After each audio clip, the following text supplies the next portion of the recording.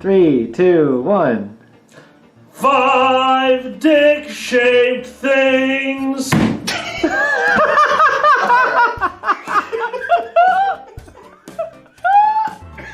a minute.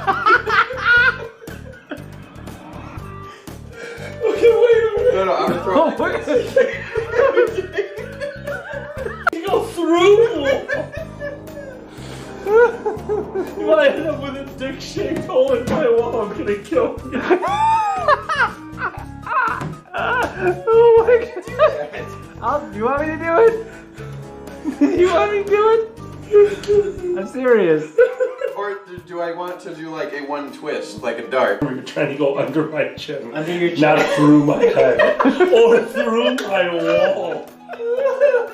That was so solid. Alright. Okay. Oh, fuck.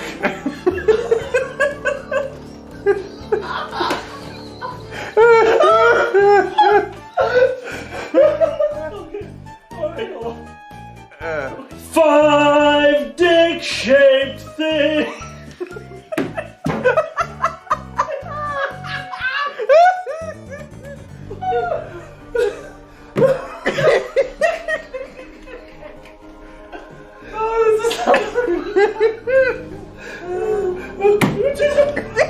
It's harder than me. What the fuck? Did you not put a hole in my wall?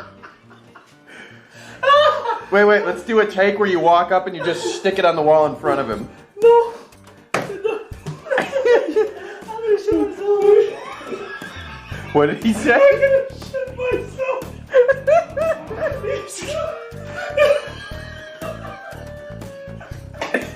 We've been filming.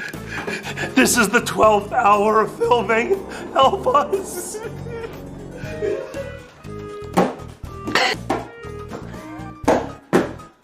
Five dick-shaped things.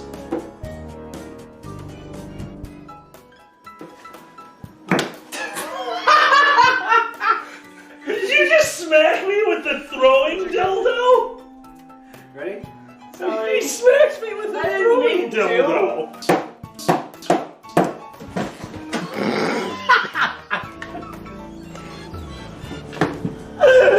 Let's do it. I think I just shook myself. What the fuck is the matter with you? You are Katrina. 5 dick-shaped things. 5 dick-shaped things. Yes! Yes! Uh, I want to see that. Oh my god, we can have the longest outtakes ever just for this shit. Doing, doing. 12 I don't hours. care if my hand was in there. I don't care. I don't care how much we fucked that up. Real talk, everybody. Those of you who followed me on FA with the filters off have known for a while that I love you so much. that I have had gender issues and bottom dysphoria pretty much my entire life, and that is a thing that's existed. And I'm sure people talk to me about it, and we've talked about it, and I've talked to my non-binary friends about it too. And that's when I first, obviously I always felt a little much on the spectrum, on the gender spectrum anyway. So them already felt natural. This was before that.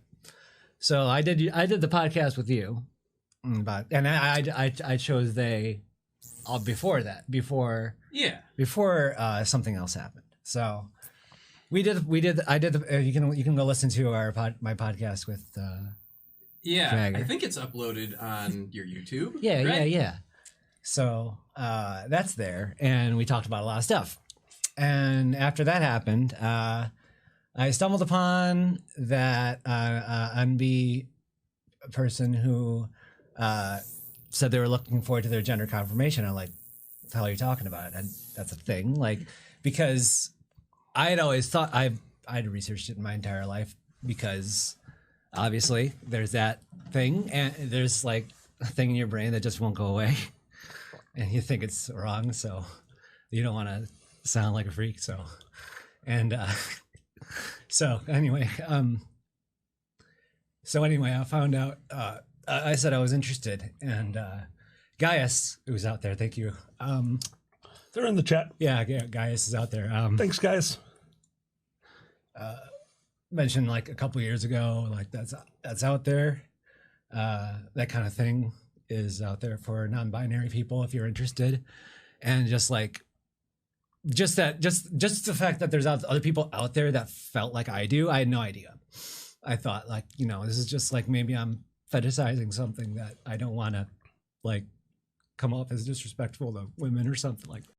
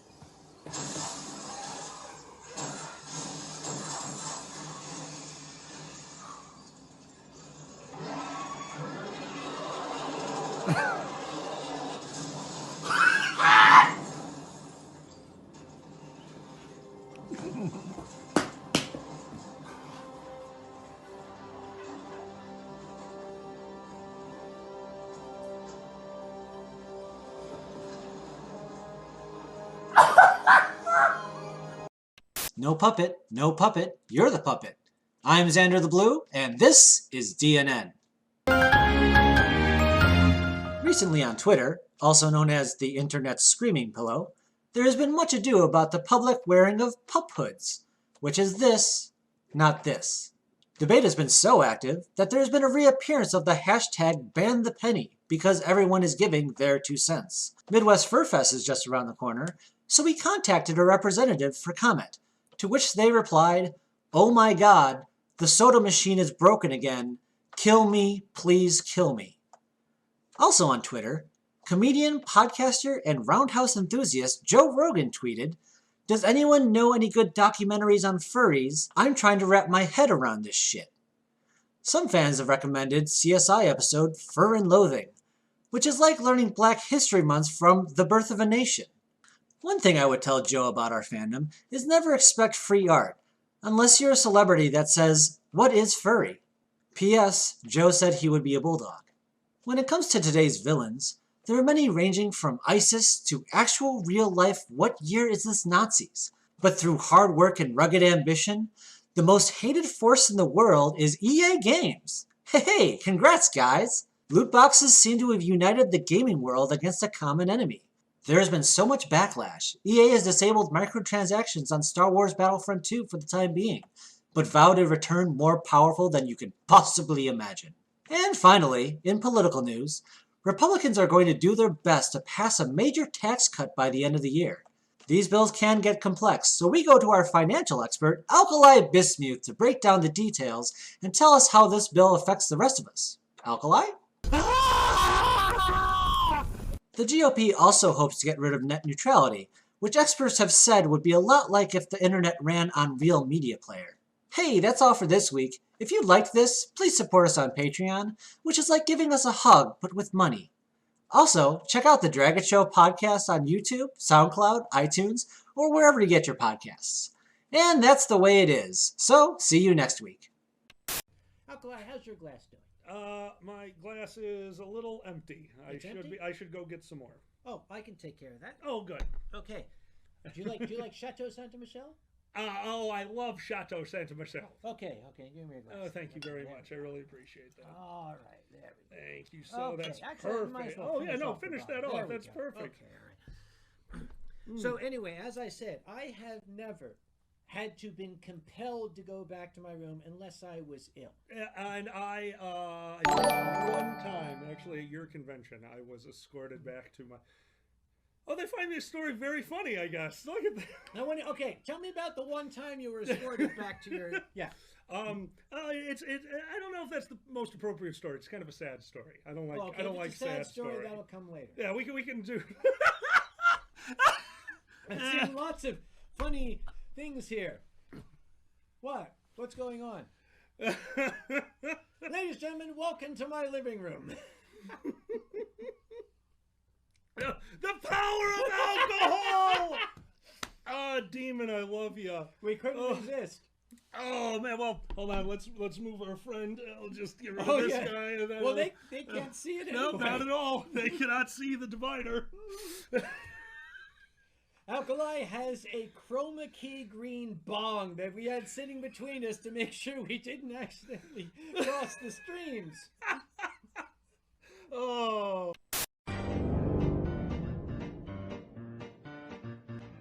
I love fur cons. Fur cons are one of the few places you can say, hey, did you see that dragon? And people will not think you're on drugs. Pretty much fur cons and Chinese New Year. I want to bring a group of Amish teens on Rumspringa to a fur con. Make it their first taste of the outside world. Better yet, we knock them out, put them in the middle of a fur con, and then give them some acid. Oh, the stories they will have for Uncle Jebediah back at the village. They may not look at a butter churner the same way ever again. If you have not been to a fur con, I have a few simple tips for you. Tip number 1, pack some real food. I know the con suite is open, but pixie sticks and cheese balls do not a meal make. Those aren't even on the food pyramid. Those are like buried with the slaves that built the food pyramid.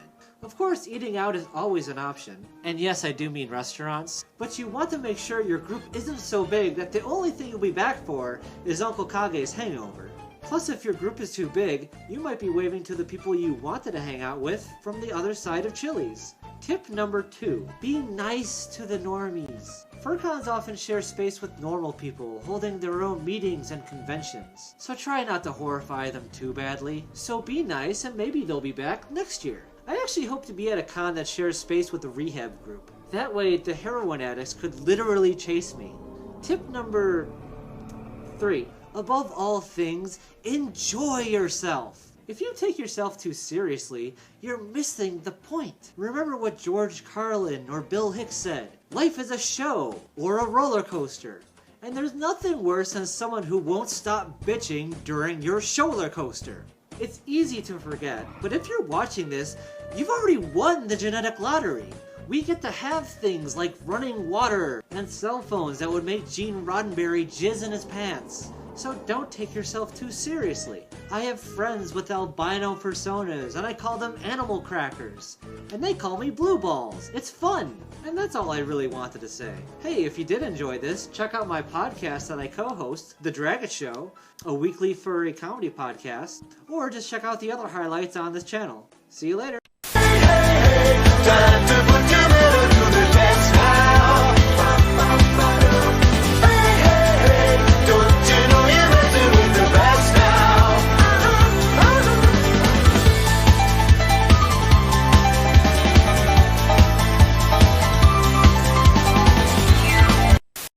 Con los terroristas.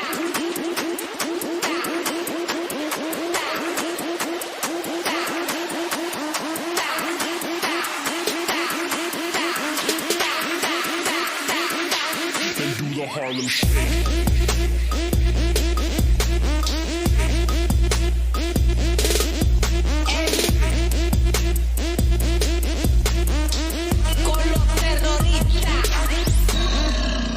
Last fucking gay popcorn. It's fucking gay, and it's fucking popcorn. After last fucking gay popcorn. Seasons every kernel cause he's fucking gay. After last fucking gay popcorn. Made it to a guy who makes a lot of gay porn. After last fucking gay popcorn. And doesn't add the wings cause they get in the way. Roll up and it'll make you feel better. Roll up and it'll make it alright. Roll up and it'll bring it all together. So let's watch a Dragon Show and stay the fuck inside.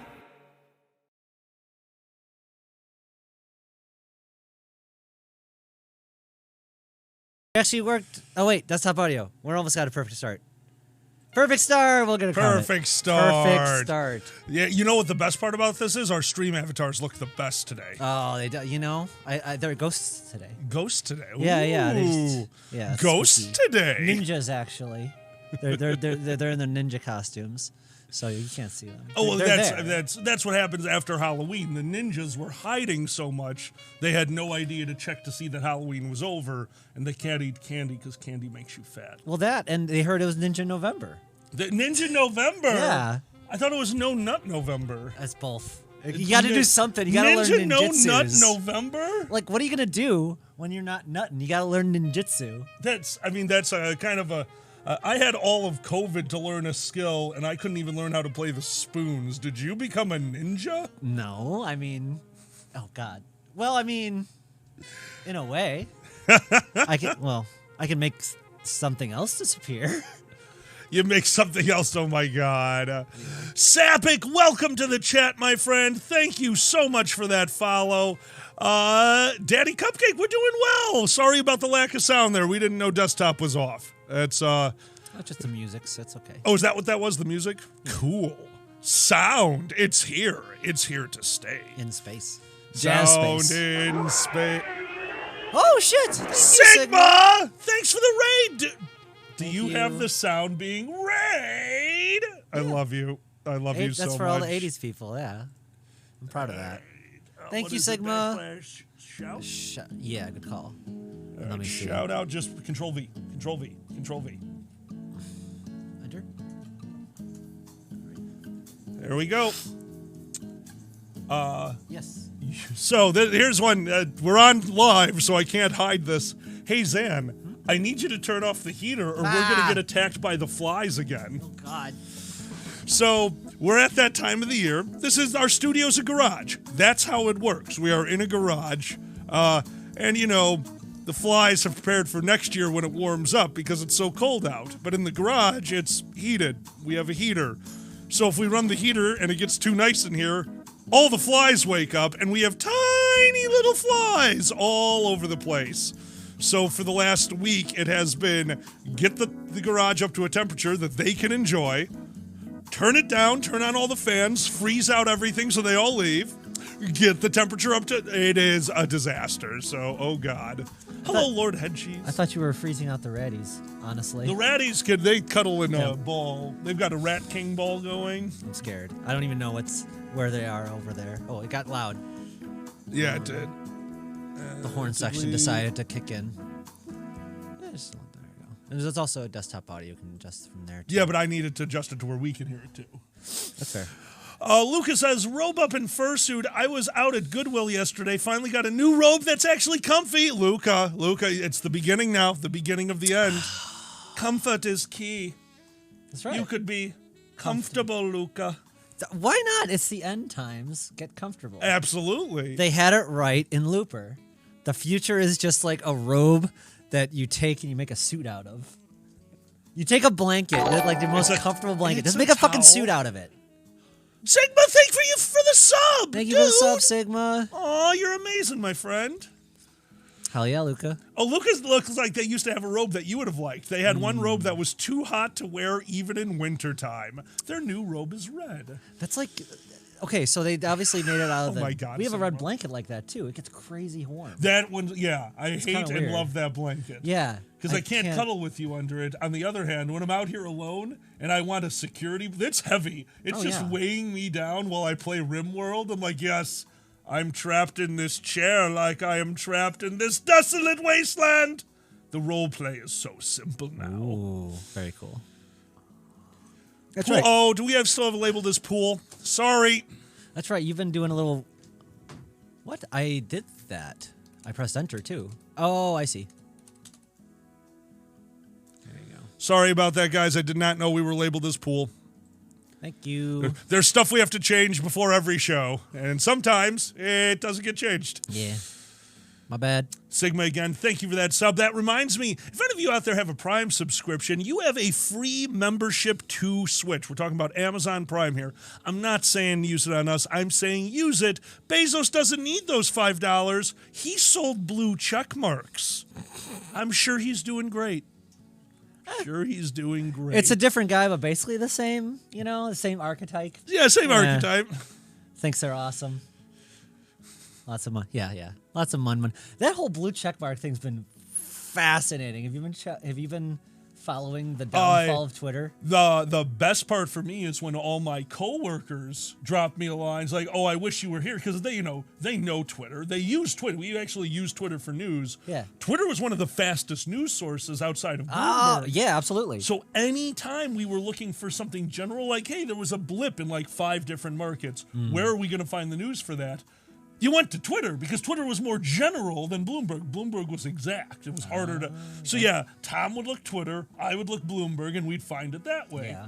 So they dropped me a line a few days ago when the blue checkmark thing blew up because somebody spoofed a pharmaceutical company. Oh no, a non-pharmaceutical company, and stated with a blue checkmark, "Hey, we made insulin. We're going to be giving it out for free." They tanked like 3 pharmaceutical. I don't mean tanked. It's a pharmaceutical company. Yeah. You're not going to tank their stock like that. They caused major motion with a fake Twitter account. So now it's even better. Now rich people hate Elon too. Yeah. Everyone hates Elon. Sue Deer is the best. Sue Deer is the best. That's exactly what I was going to mention, because like now the verified corporate accounts are super pissed because like now anyone can call them some Frito-Lay or something. Yeah. Frito-Lay. I like Frito-Lay. Frito-Lay. But that's the problem. Like, we were conditioned to look at those blue check marks. Those blue check marks mean something. And don't forget, like me, most people don't keep up with stupid news. Yeah. So, yeah, we're part of a community that we're very entwined into, like, the internet. When Twitter got all weird, I heard a million things about the blue check mark in Twitter. You think the brokers are going to hear about that? They don't care about Twitter. There was a window where blue check mark meant, oh, that's real, and people were just buying it. Nope. Yeah. Not a thing anymore. And I was going to say something I forgot. Fuck.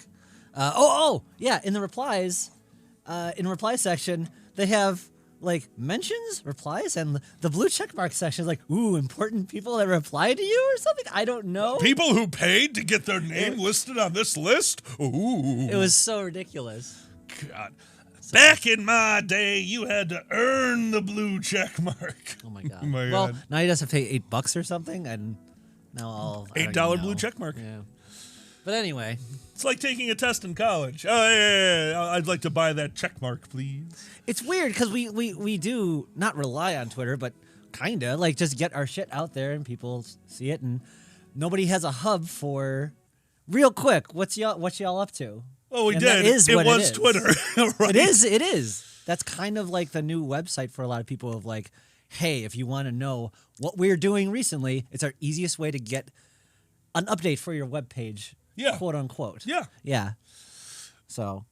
Luca will try to come up with a mix of jingle bells for you. Aw. I have a browser extended flag people who paid for their check mark and changes their text to Comic Sans to Cal. That's amazing. That's amazing. Oh, I miss our comedy club.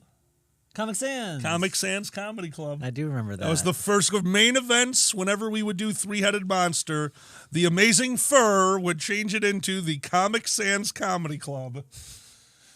Because, well, the hotel came to us and was like, hey, you don't do a lot of resets, but there's a few really rough ones in here. Can we do anything about that? And that's what they, like, well, this one right here, changing over from dinner to comedy. You want to leave the tables in the front half of the room? So we did, but the problem was the first year we didn't label it.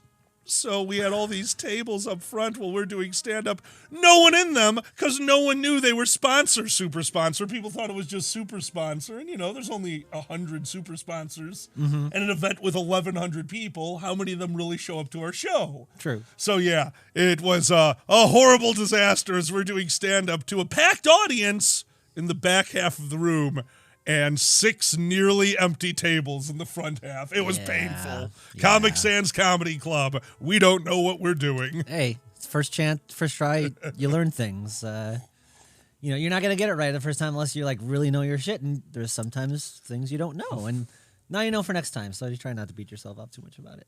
Hey, I have a first line for you. Jingle balls, I play with all them. Ah! Now your turn. Oh, what fun it is to no, not again. Hey!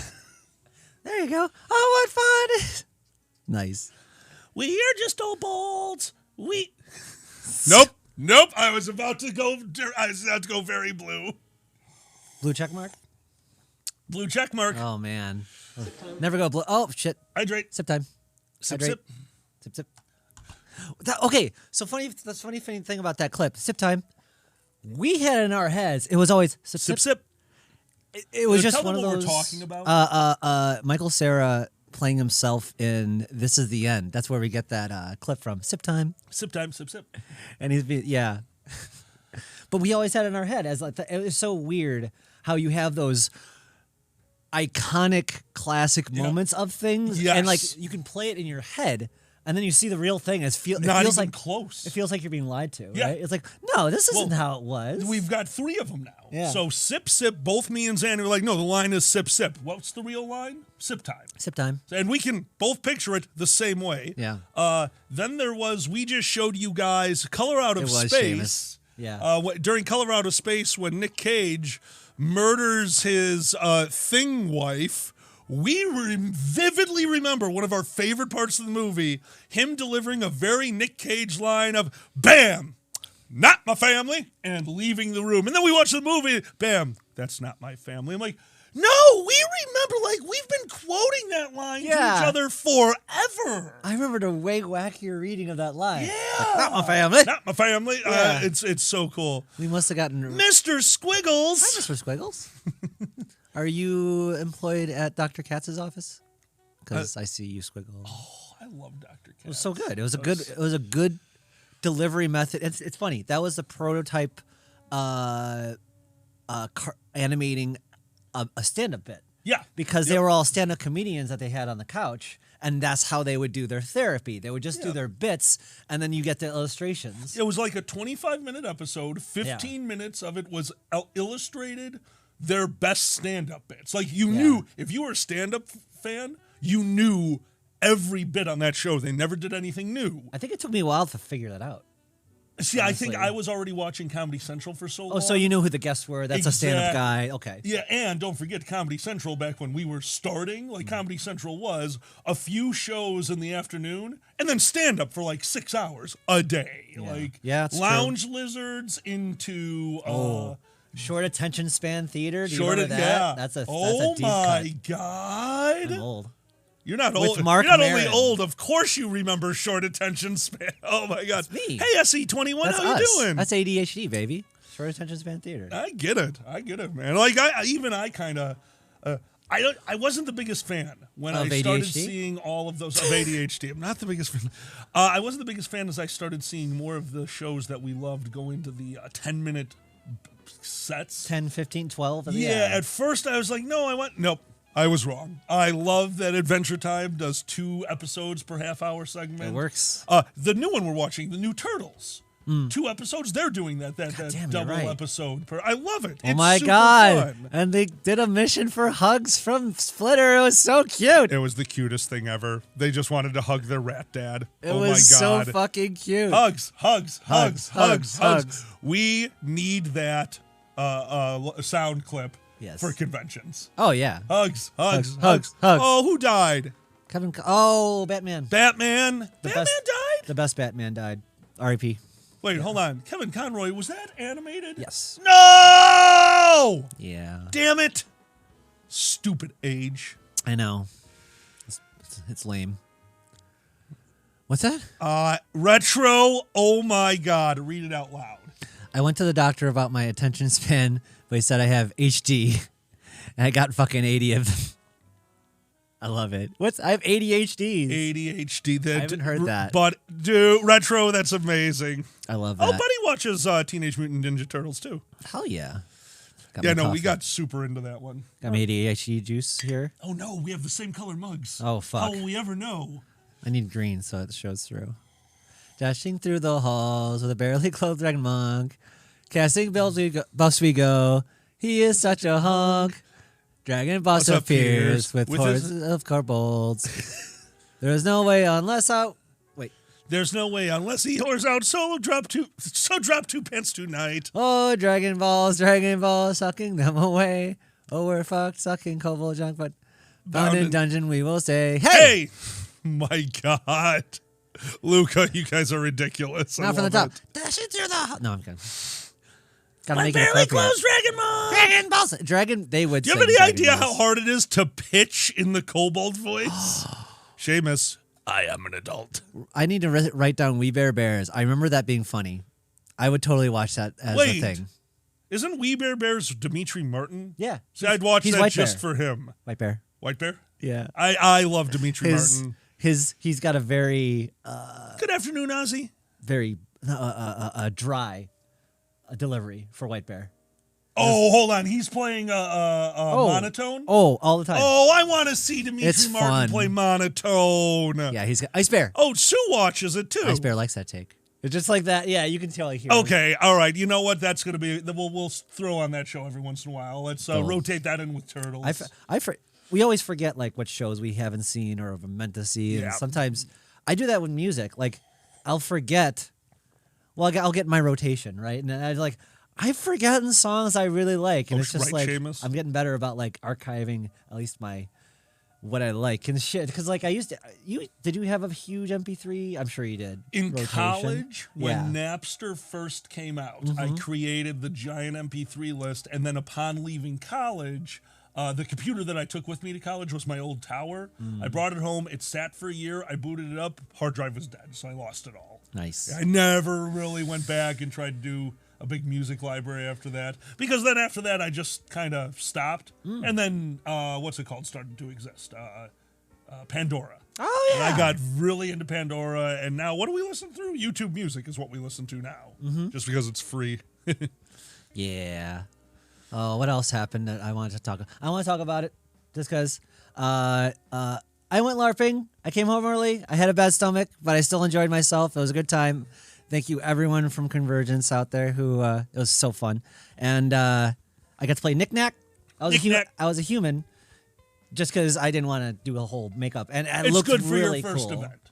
I kind of want to do the full makeup. Oh no, you will. Yeah. It was your first event. You didn't want the added. You would have had to do it yourself.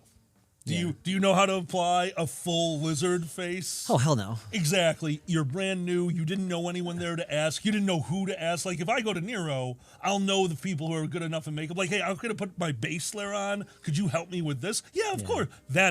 You wouldn't have had that. So I recommended. Oh, I saw there was someone decked out in the full gray. Absolutely. Magical. It was awesome. Absolutely. No. Some people go all out, and, hopefully we get to be those people. Oh, they clipped Dragon Balls. Thank you. Balls! Thank you, guys. I was thinking pink. If I do a pink Kobo, they'll let that with the ears. It'd be really cute. Oh, that would be cute. I know where to get long goblin ears. You can get long, pointed. That's a good Kobo ear.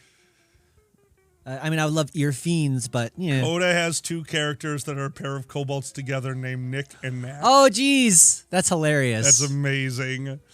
That's funny. And we had up here a second ago, Lord Hedgies just wanted to know, we love Owl House, yes.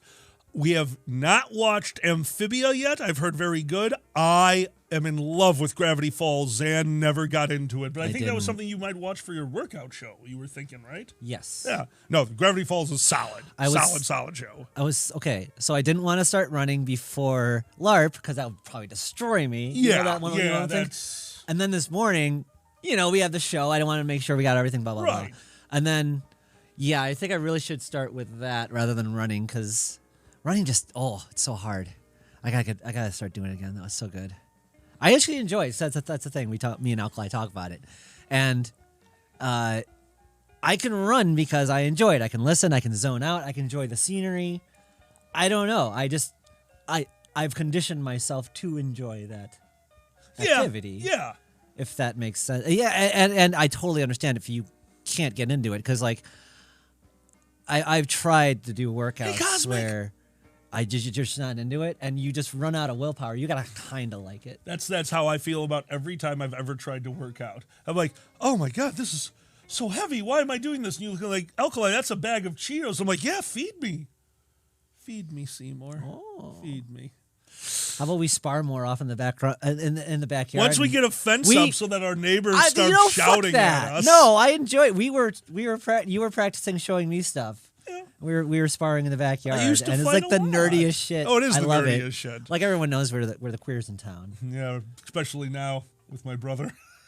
Oh my God. We're gonna go over. We got a story for y'all. We'll go over in a second. Yeah. Seamus has an interesting D&D question. If my cleric simultaneously create water with a wizard's cone of cold on the same round, do I get extra damage or effects? Seamus, here's how I would say it.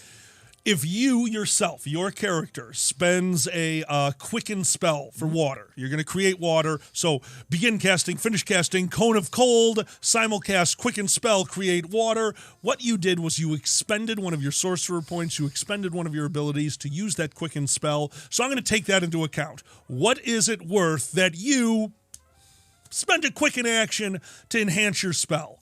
I'll throw in some extra physical damage. I might make half of it blunt damage, non-savable, because cone of cold. You're shooting a cone of freezing cold air out of your hands, and you're saying that you took your little pinky finger and thought of the spell, create water, put it into the cone of cold. There's a bunch of ice flying at them. Sure, the spell is half physical now.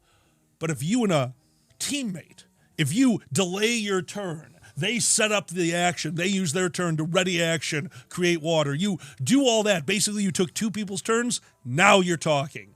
It's all about what did you give and what are you trying to get out of it. You want some extra effects? You took two people's turns. Absolutely, I'm going to give you extra effects. You want a little bit of fun? You're being creative with the spell? Yeah, spend that quicken ability. Throw some ice into it. But it always, to me, depends on how much did the team do? How clever is it? And does it break the game? Because remember, if it breaks the game, it works once. Once. And then there's always a reason it will never work again. Like running on tables? Running on tables. I mean, that's the funny part about that is that was a game breaker, and they were just like, you got to stop doing that because you're going to break yourselves or the tables. But again, the first time you did it, that was a story for every person in that room. Like, yeah. We were standing there, and a new player ran across 5 tabletops and dove out the door, and all the monsters went, nice. Okay, I hate to be that person, but it wasn't that hard. They were like... Hard has nothing to do with it. Yeah. What world are you in where you think you have anything to do with the fact that they don't let it go anymore? They stopped it because somebody else would try it. Yeah, it has nothing to do with you. No. Yeah, I know. Fuck. Bad Kid, thank you for the sub, dude. Bad Kid has given a gift sub to Grudgy Prime. Grudgy, welcome to the madness, friend. Welcome. It's one of those things like I got to use one of my athletic abilities, and one of those things like I found that in sparring, I was dodging in and out. I was doing 2 swords, so that really let me use my agility, honestly, and blocking with swords. And stuff like that. It's really fun. Like I've always enjoyed fighting at Nero.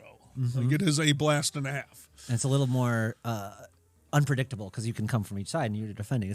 I really enjoyed it. But I have trouble with numbers. I'll hopefully get better with that. But I can't count. I honestly think I need to play poker more. Now you're overthinking it. What? No one keeps track of the numbers, son. None of us do. Oh. That's not how it works. The only math you need to do is what is everybody over there swinging? How many hits am I going to take to go down? That's your number. Yeah. When you get into higher levels, it's a little different because then you're going to end up with warriors in the front. And but as a plot person, what you normally try to do, what just happened? Slippery Stallion, thank you for that gift sub. Oh, no, Slippery Stallion resubbed from a gift sub. Slippery, thank you for rejoining. Connie, thanks for that gift sub. The way a plot person should do it, especially at low levels, is every fighting monster swings the same. And then you take your hit points and kind of right away is like, oh, they're swinging 4s. I have 16. 4 hits and I'm down. Mm. And that's all you need to know. It's all estimate. You have to remember, dude, I played boss creatures. Do you really think I was counting to 600 to see when I went down? No, especially at that level, you notice what people are swinging. You listen for spells. You listen for weird shit. And you're like, yeah, that's about 600. These guys are, because I'm playing against players. Mm. That guy's swinging 5s, 7s, 9s, 10s, 20s. You kind of watch the big numbers and you're paying attention to the little numbers and you go down appropriately.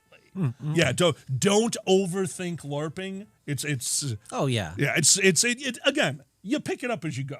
True. Like, I might have gotten separated.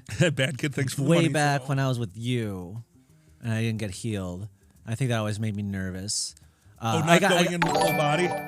Oh, just being left, and that kind of thing by your teammates and stuff. But I did go down once, and I was healed and all. And you have a minute, at least in this one. You have a minute, and then 5 until you're dead. That's Something normal. like You have that, 1 minute of dying, Yeah. 5 minutes of dead. During the minute of dying, anyone with healing or a potion can bring you up. During dead, you need a life spell. Buddy, thank you for that gift sub. Jacal, welcome to the madness. Welcome.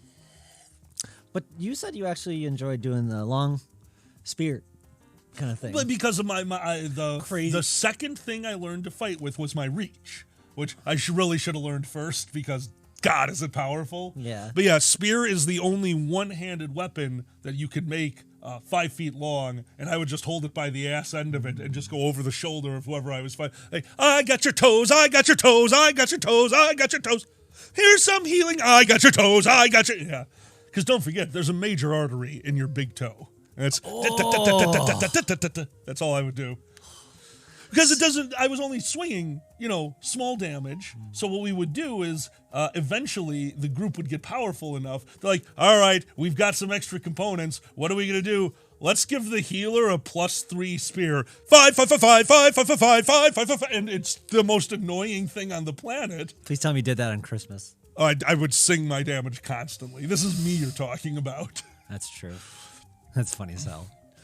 I mean, I was notorious for being in the back line and just trying to distract everyone. I would literally start yelling out stories, one-liners. My Slivik, I only played him like 3 times. I played a snake merchant that came into town, and I accidentally went on a module because I was trying to sell to somebody. And we were just walking, and then all of a sudden we were under attack. So I got in the middle, and I started complaining about reality. And why are we being attacked? I need help. And then they summoned fire elementals, and I knew it was in my pocket. So I started selling flame bolt scrolls for 2 gold apiece, and when they started buying them, 3 gold. You all saw it. Demand skyrocketed. The whole idea is I'm just trying to make the NPCs laugh their asses off so we can fight them easier. Oh my god. I'm a bard through and through, baby. That's amazing. Sorry, I was distracted by one of our friends over there. Oh, do we have a rat? Oh yeah. Is he just wandering around? He was using the exercise equipment. I saw a big fucker. God damn it. Well, it's because that we're furries. What do we do? It's working. No, the spray is working. Oh, They're getting out of the corners. I'm going to take care of the whole room. Awesome. But we need to clean. Yeah. Again, garage is our studio. So over there, you can't see it. We have a pile of all of our lawn equipment, rakes, a bunch of fake swords, a bunch of real swords. We really need to clean that corner. Yeah. But we bought some Rataway, which is just peppermint spray. Yeah. It's awesome. It makes our garage smell like Christmas. It's great. Do rats hate Christmas? I mean, that's kind of funny. Apparently. They're furries, Fuck this Christmas shit. Right. And just to jump into the chat, Bad Kid, you're invited. That's the whole purpose of Otherworld Stories. It's not just Nero LARP, Medieval LARP. Yes, if you see an Otherworld Stories at an event, find me. I'll definitely pull you on there. Okay, Luca's got an interesting one. What's that? I can't think of too many films for Thanksgiving. Well, you had a Thanksgiving movie too. Yeah, I do. What do you got? Best Thanksgiving movie I can think of. Yes, it does. And Love is in the air.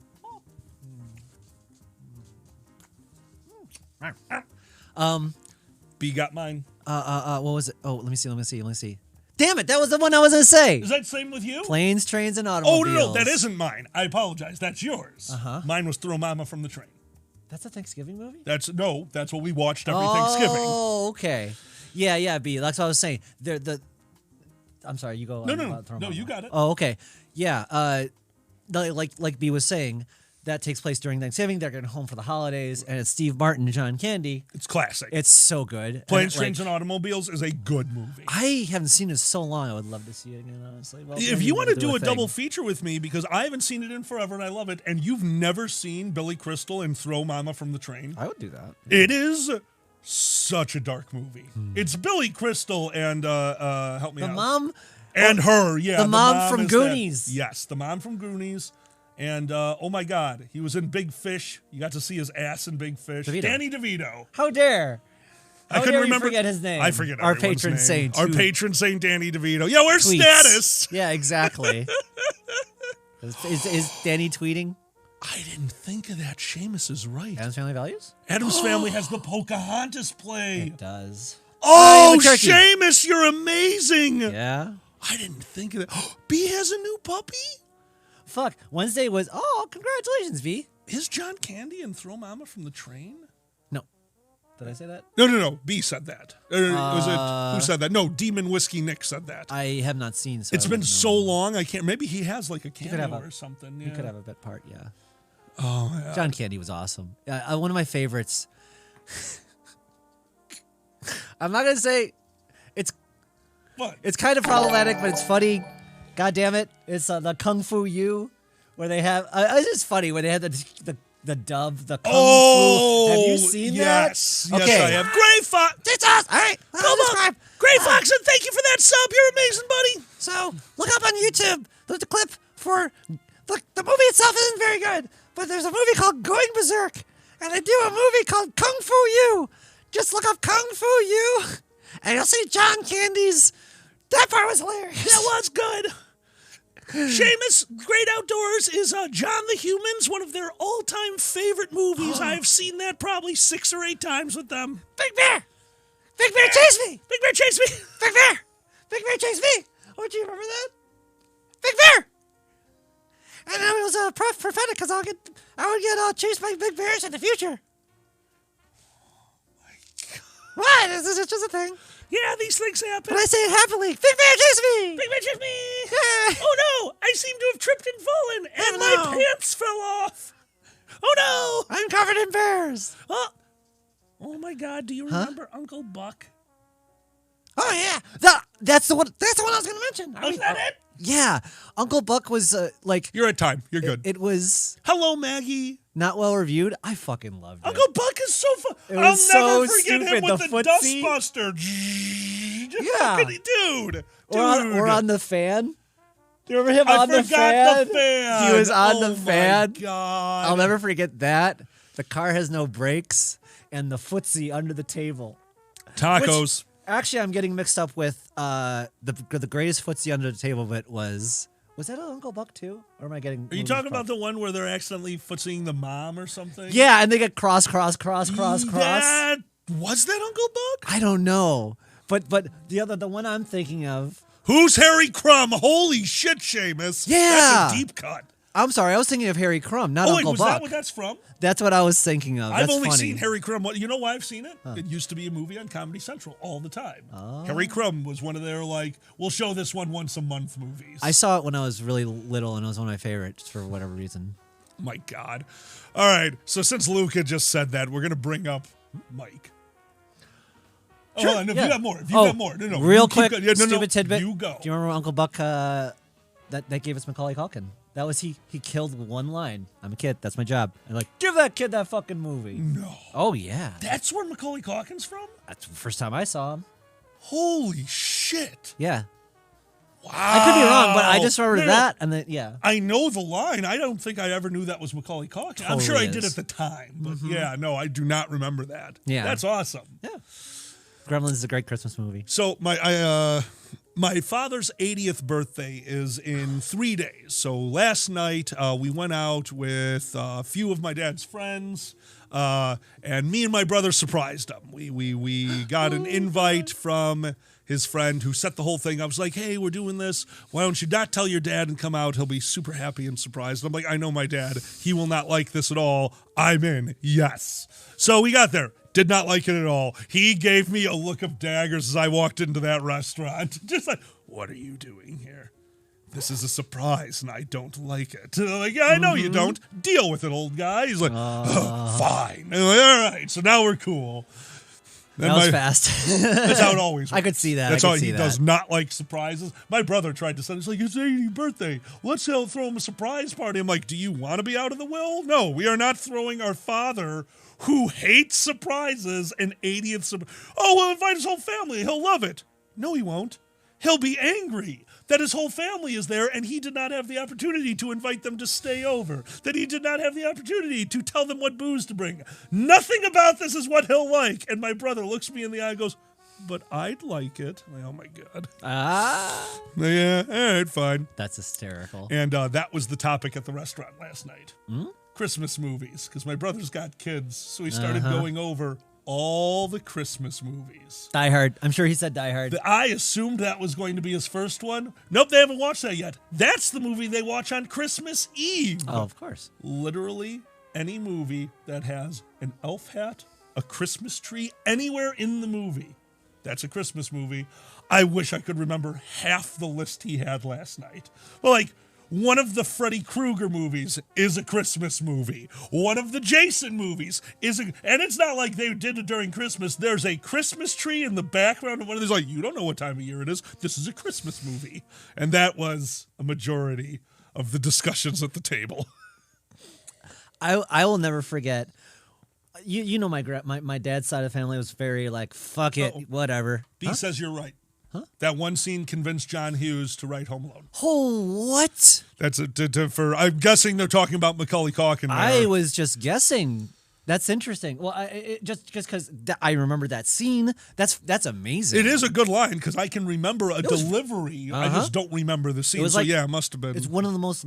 It's probably the most memorable line from the freaking movie. Batman Returns came up last night. Yep, Batman Returns is a Christmas movie according to my brother. It is. The Penguins. That one I can accept. Hell yeah. At least they mention Christmas. You know, a Christmas movie where Batman puts a bomb on someone, throws them in the alley, just killing them nonchalantly.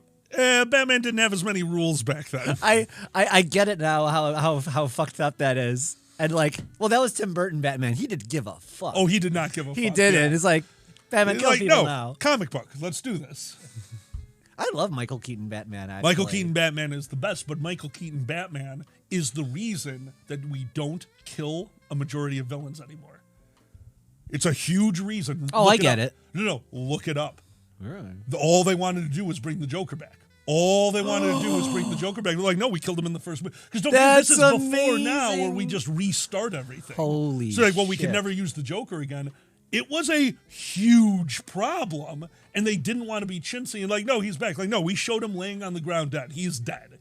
You know, this was back in the time where they wouldn't just retcon everything. Yeah, I was gonna say, just fucking resurrect him through a piece of which his we do now. cum or something. Yeah, but no, they wouldn't do it at the time, and it was a huge problem. So look up now that whole thing about not killing villains. And I'm not even talking about superhero movies. It's seriously it's a business decision. Yeah, that's hysterical. Yeah, because they watched what it did to the Batman franchise. All they wanted was to use the Joker again. Yeah, it's fucking crazy. Holy fuck. That's amazing. Are there any Christmas Kung Fu movies? Oh, that was one of them. Three Ninjas is a Christmas movie. There's a Christmas tree in one of the scenes. My brother mentioned it. Awesome. Three Ninjas, the kids movie that made my brother steal all of the coffee filters in the house when we were kids. Oh my God. Do you remember the movie? No. You don't remember Three Ninjas? I never saw it, really. Oh, you didn't? Okay. I saw... No, it's bad. It's bad. Three kids, ninjas, but one of the tricks that they learn being ninjas is pepper bombs. And they show them making them, and all they're doing is pouring pepper into coffee filters and then rubber banding them. So they're basically spell packets. So, of course, my brother goes, that totally works, stole all the fucking filters in the house and all the pepper and just made a bunch of packets, took them to school. Oh, wow. Got into a lot of trouble. Yeah. Because now imagine how you would use a pepper bomb. Okay. What do you do? I'm guessing throw it in the dinner table and watch everything. No, pepper bomb was supposed to be to make them cough. It's like pepper spray, but in a packet form. Okay. So what do you have to do with it? You throw it in their face. Mm-hmm. So my brother went to school and had these little packets and was just throwing them in their friends' faces. They didn't break. They were just hitting them with tightly packed packets of pepper. So it just hit him. Ow, what the fuck? And then he got detention. Holy shit, that's hilarious. Birdman so he just got oh my God, in trouble for amazing. this throwing projectiles. With pepper in them. Lovely. Oh, that's funny. Luca, I don't know if I'm ready for that. Birdman's a great one. Birdman's amazing. That's one of my favorites. That was a good one. I was funny speaking of Three Ninjas. I always got that.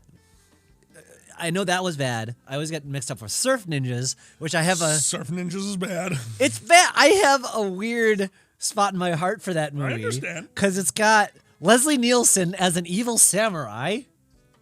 I don't remember that. It does. He's Leslie Nielsen. You heard me. I love it. I love it.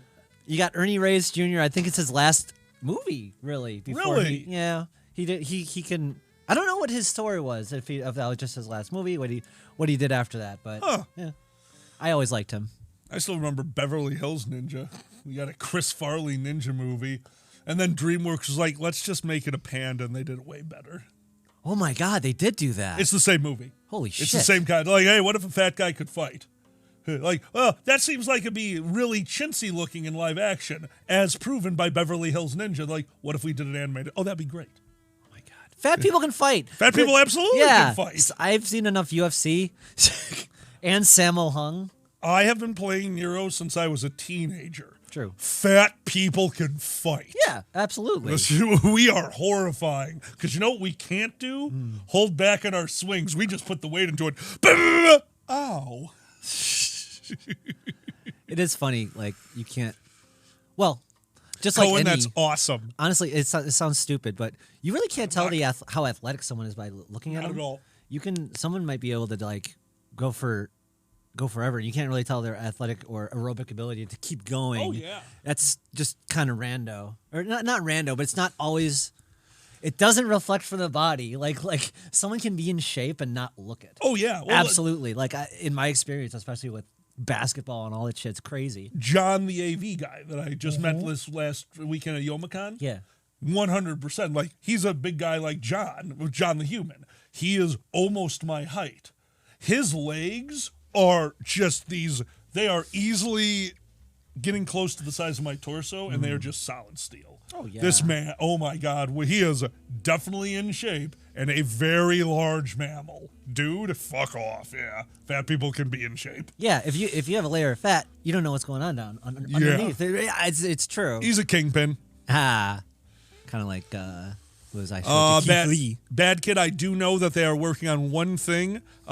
Bad Kid, I tell everyone the same thing. Never announce anything until the paperwork is signed. All I know is they know, but they have not signed the paperwork. Let them get to that. I'm sure everyone will find out. Very true. Cohen, is it Cohen or Koenig? I was just curious. When I refer to your name, functional strength is very different from aesthetics. Oh, 100%. Yeah. If you want functional strength to just be more healthy, do squats, do push-ups. Those are the two big ones because they hit the most muscle groups, especially squats. I've heard that. That's why I don't do them. Well, I gotta do to get a bigger booty. That's just a thing. What? Okay. Bigger booty, please. Okay. All right. You know what? Really quick, let's do it for B. To Kevin Conroy, to Absent Friends. And of course, the second part of that toast, to Present Company.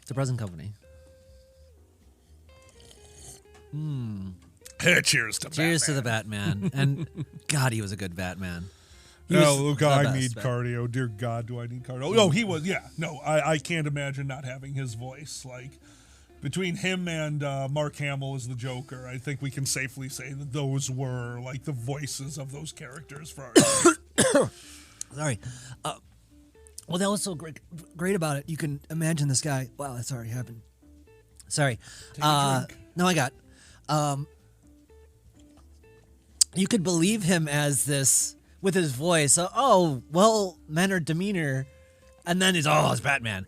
The one thing I didn't believe about Bruce Wayne, especially in the fucking cartoon, he's a fucking truck. He is so jacked. He is like, it's great. He is like, Bruce Wayne is like huge. Yeah, but you have to remember, it makes sense once you see the world that they're in. Don't forget, so is the Joker. So is everyone. Everyone is just like, hey, are those shoulder pads? Like, no, they're tumors. It was just so funny when he lost his memory and he's just a rando.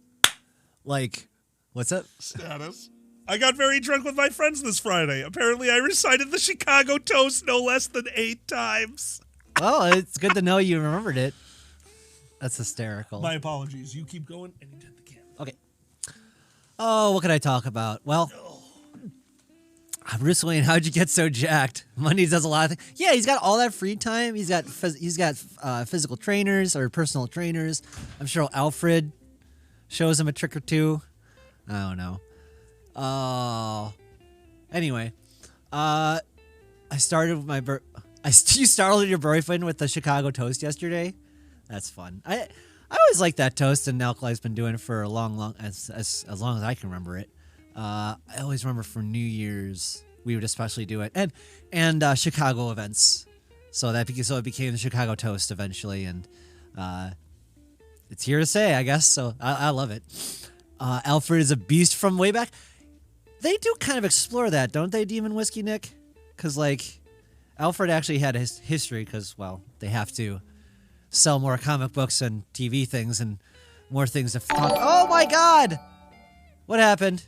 Big Ben, thank you so much. Holy crap. Wow. Big Ben, thank you so much.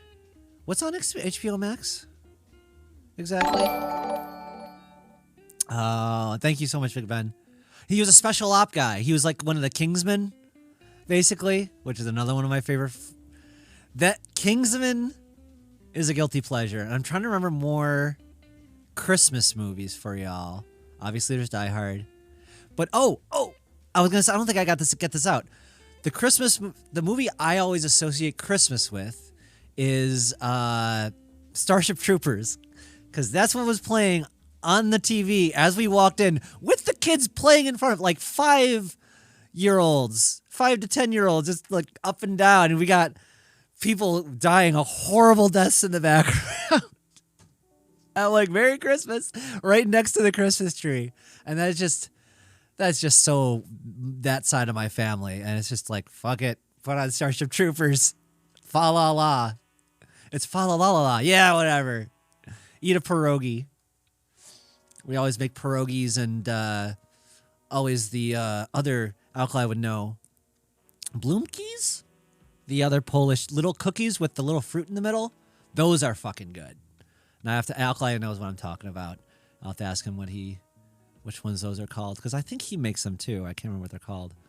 Anyway, Elf is a great one. I always miss that one, and I need to see Gremlins from the beginning again, because I forgot so much of it.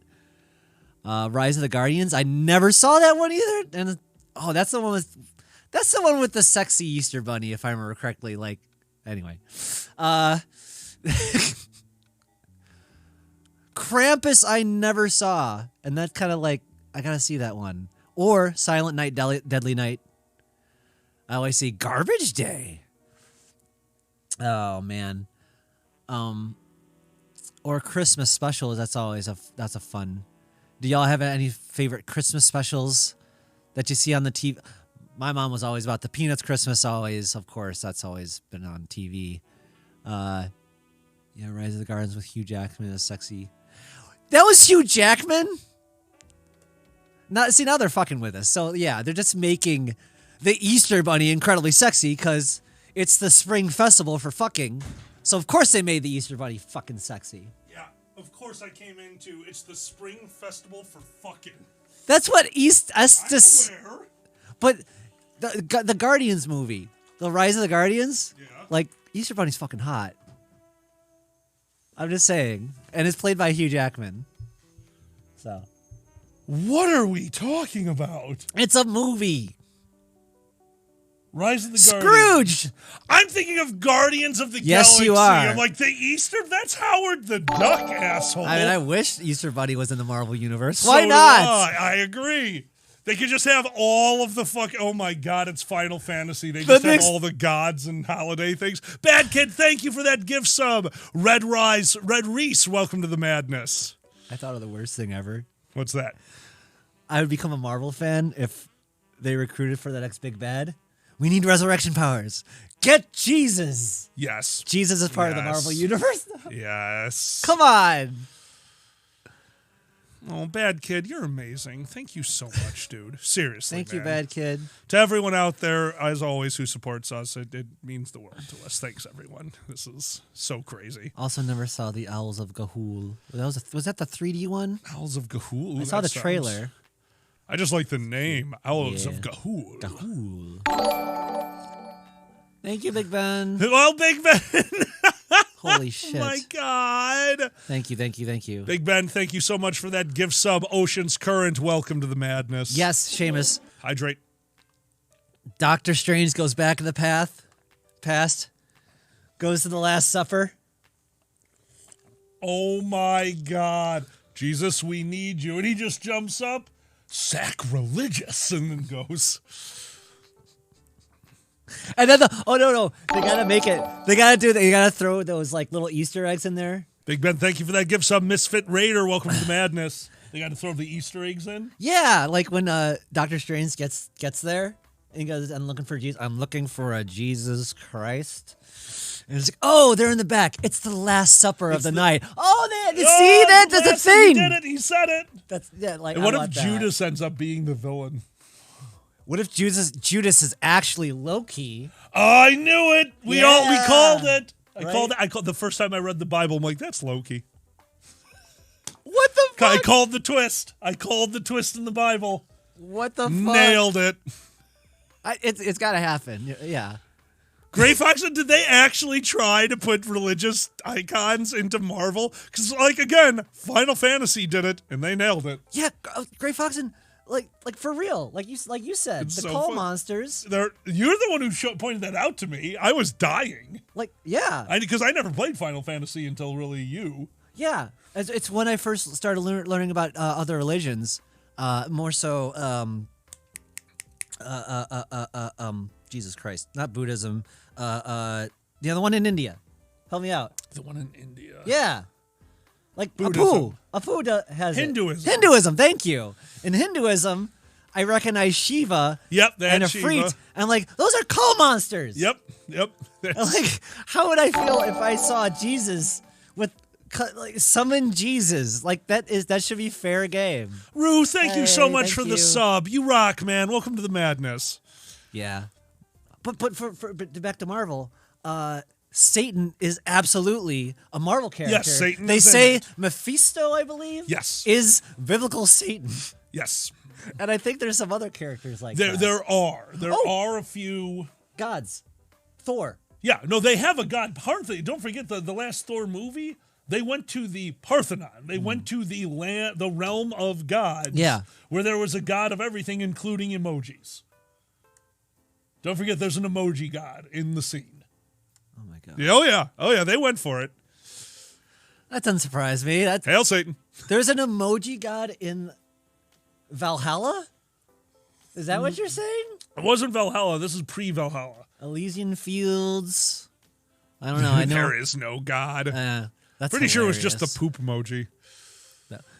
No, Patrick Stewart is the poop emoji. That's right. He was so happy. That's the only good thing about that movie. I'm playing poop. Well, yes, you are, sir. Yes, you do you, man.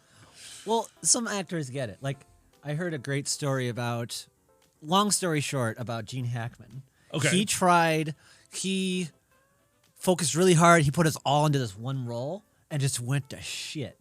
So, like, after that, he just cares about the money for the acting job and I get that. He can't control the final product. You can't. So I'm just going to if you give me money to do this acting, I'm going to do it. I'm not going to take responsibility for how this ends up. And I think a lot of actors take that approach. Because like this Patrick Stewart, I get to play the poop. He didn't care how the movie did.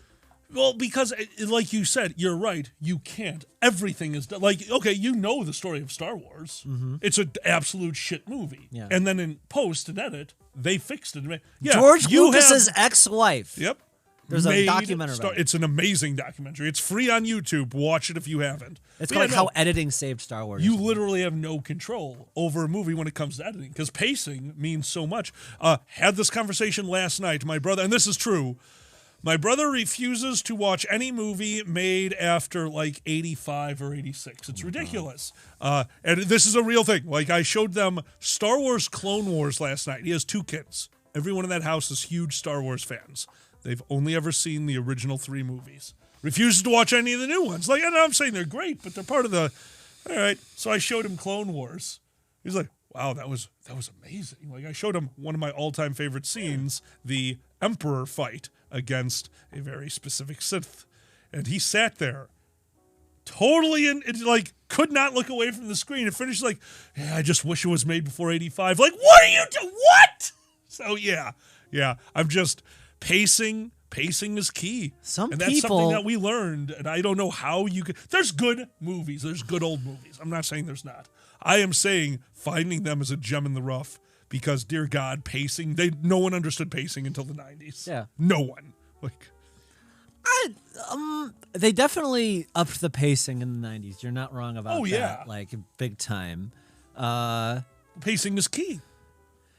But I have ADHD, and I can, like, 70s was even worse. Oh, that's big time. That's what I'm saying. Yeah. Yes. You would hate. Yeah. You would hate Blade Runner.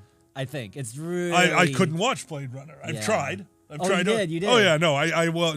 That's why anytime you're like, hey, you want to watch this movie from the 70s? I'm like, no. It's like it's a classic. I'm sure. That's too bad. Like, I feel like the pacing of the sequel did better because, you know, it's a modern movie. Yeah. You have to do, cater to modern audiences. But you had to know the lore from the first. So that's kind of a tough one, honestly. Slippery, goddammit. Talkies ruined everything. Silent only. I mean, I like Mel Brooks' silent movie. I need to see that. You've never seen Silent Movie? There's a lot of movies I need to see. Okay, you really need to see Silent Movie. It's an hour and a half of slapstick. Love it. Oh, it's so good. It's Mel Brooks just doing an hour and a half of Oh, you know who else is in it? What? Igor from Young Frankenstein. Oh, good. Oh, yeah. He's amazing. His eyes are so insanely expressive. Yeah, I love that man. I only know one thing from that movie, and Night at that's the Opera. who said the only spoken word. Yep. Do you know who? Yes, I do. Marcel Marceau. So fucking good. The most famous mime. The most famous mime of all time has the only spoken word in the movie, and that word is no. No. It's so good. It's so good. That's great. I never seen Night of the Opera. Marty, yes, thank you, Sue. Night of the Opera is the three Marx Brothers, right? I'm 90% sure that's what we're talking about. Yeah. Now I'm questioning myself. Uh-oh. No, it's all good. Okay, Rue says yes. Okay, that is the one we're thinking of. My knowledge of Star Wars comes from Weird Al. We were watching some Weird Al last night. It's hilarious how you know the Weird Al lyrics just because he enunciates everything. Oh, yeah. Oh, he's so good at what he does. Oh, yeah. Well, he gets that, like, especially for him, he knows half the enjoyment is in, like, literally understanding the lyrics. I don't Absolutely. Oh, no, wait, what he does, I don't think you could do it without having the voice like he does and the everything that he does to make it that way. Seamus, holy shit, you've seen Brain Donors? I never saw that. I know you've never seen that. That's one that my brother bought from a Blockbuster that was going out of business, and I laughed my ass off. Nice. It's such a stupid comedy. John Turturro's in that, right? Yes, he is, I and like he's John Turturro. amazing.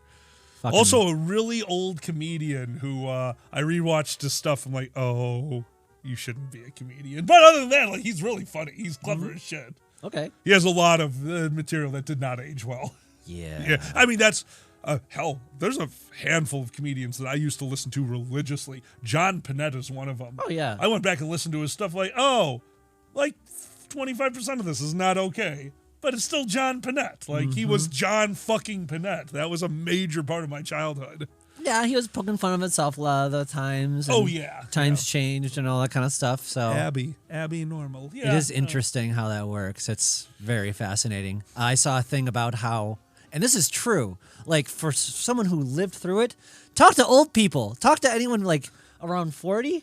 Like, we lived through the ironic age. That's how everyone talked. We're all like, yeah, fuck this, fuck that, this shit.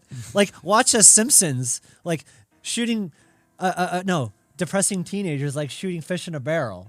Like, that's what we grew up with. Yep. Like, the irony, fuck it, kind of thing. And then 9/11 happened, and someone was saying that's when the age of irony ended. Yeah. Because, like, the world was so stressful and fucked. We're like, hey, man. Maybe we don't need this in our movie. You don't know shit on my shit pile already. I'm like, I'm sorry. I'm just so used to that being the way we do jokes. Yep. And like, I would do that kind of like too dark, and you would notice that shift. especially over time. Absolutely. Yeah. Absolutely. Really interesting. Well, that's one of the things I learned about, working Youmacon. Is dark humor right out. I could not even throw a dark humor. Like, I would, and I get that rolling chuckle, but I also could tell the uncomfortableness. Because now it took me 2 or 3 jokes to bring them back. Like, I'm like, oh, yeah, a few people really enjoyed that. I just lost some of my audience. So, okay, yeah, I had to be super careful about dark humor at Youmacon. It is hard because furries are a bit better. You grow up with it, you're used to it. Exactly. And so it's hard to explain that. You know? No, I have a great way to explain that. Youmacon attendees, before we get going, I would just like to remind you, my humor is so dark that somebody bought me an AIDS bucket that I needed to throw a quarter into every time I made an AIDS joke. I bought multiple pizzas off the money from that bucket. Like, that's what they needed to know. That I think AIDS is the funniest goddamn thing on the planet. Oh my God. I do. I'm a horrible person. It's way funnier now. It's much more manageable. We got things for it. Exactly. I take a magic pill myself, so. Oh, we got prep now and shit. Seamus, yeah, we record. We would dupe every tape we bought from my brother. Still has them all. My brother has the VHS player from the house. He took it from my parents. They still watch almost everything on VHS. It's so fucking crazy. That's insane. Your brother. He's special. I'm just saying, it's very conservative. Anyway, he's very conservative. Yeah, it's like fuck. It's not good after VHS. Like what? That's insane. What I feel bad about is, like I said, he's got 2 kids, so he's bringing him up with the movies that we watched when we were a kid, which you can agree with or not. A lot of horror movies. My brother's a huge horror movie fan. Yeah. His kids have been brought up on like Freddy Krueger and Jason and stuff like that, but also some of the other stuff. Okay, it's good classic movies. There's a lot of good stuff from now, aka Clone Wars. Probably one of the best cartoons I had ever seen for like everyone in the family. He's like, oh, I couldn't watch that. Oh, really? What's your reason? It was made too late. Like, you need to calm down. I think it's a weird version of that thing where you're more likely to like the first version of a song than the next one because that's the one like, yeah, that's one's better. And it just I've noticed that in myself. Like, right.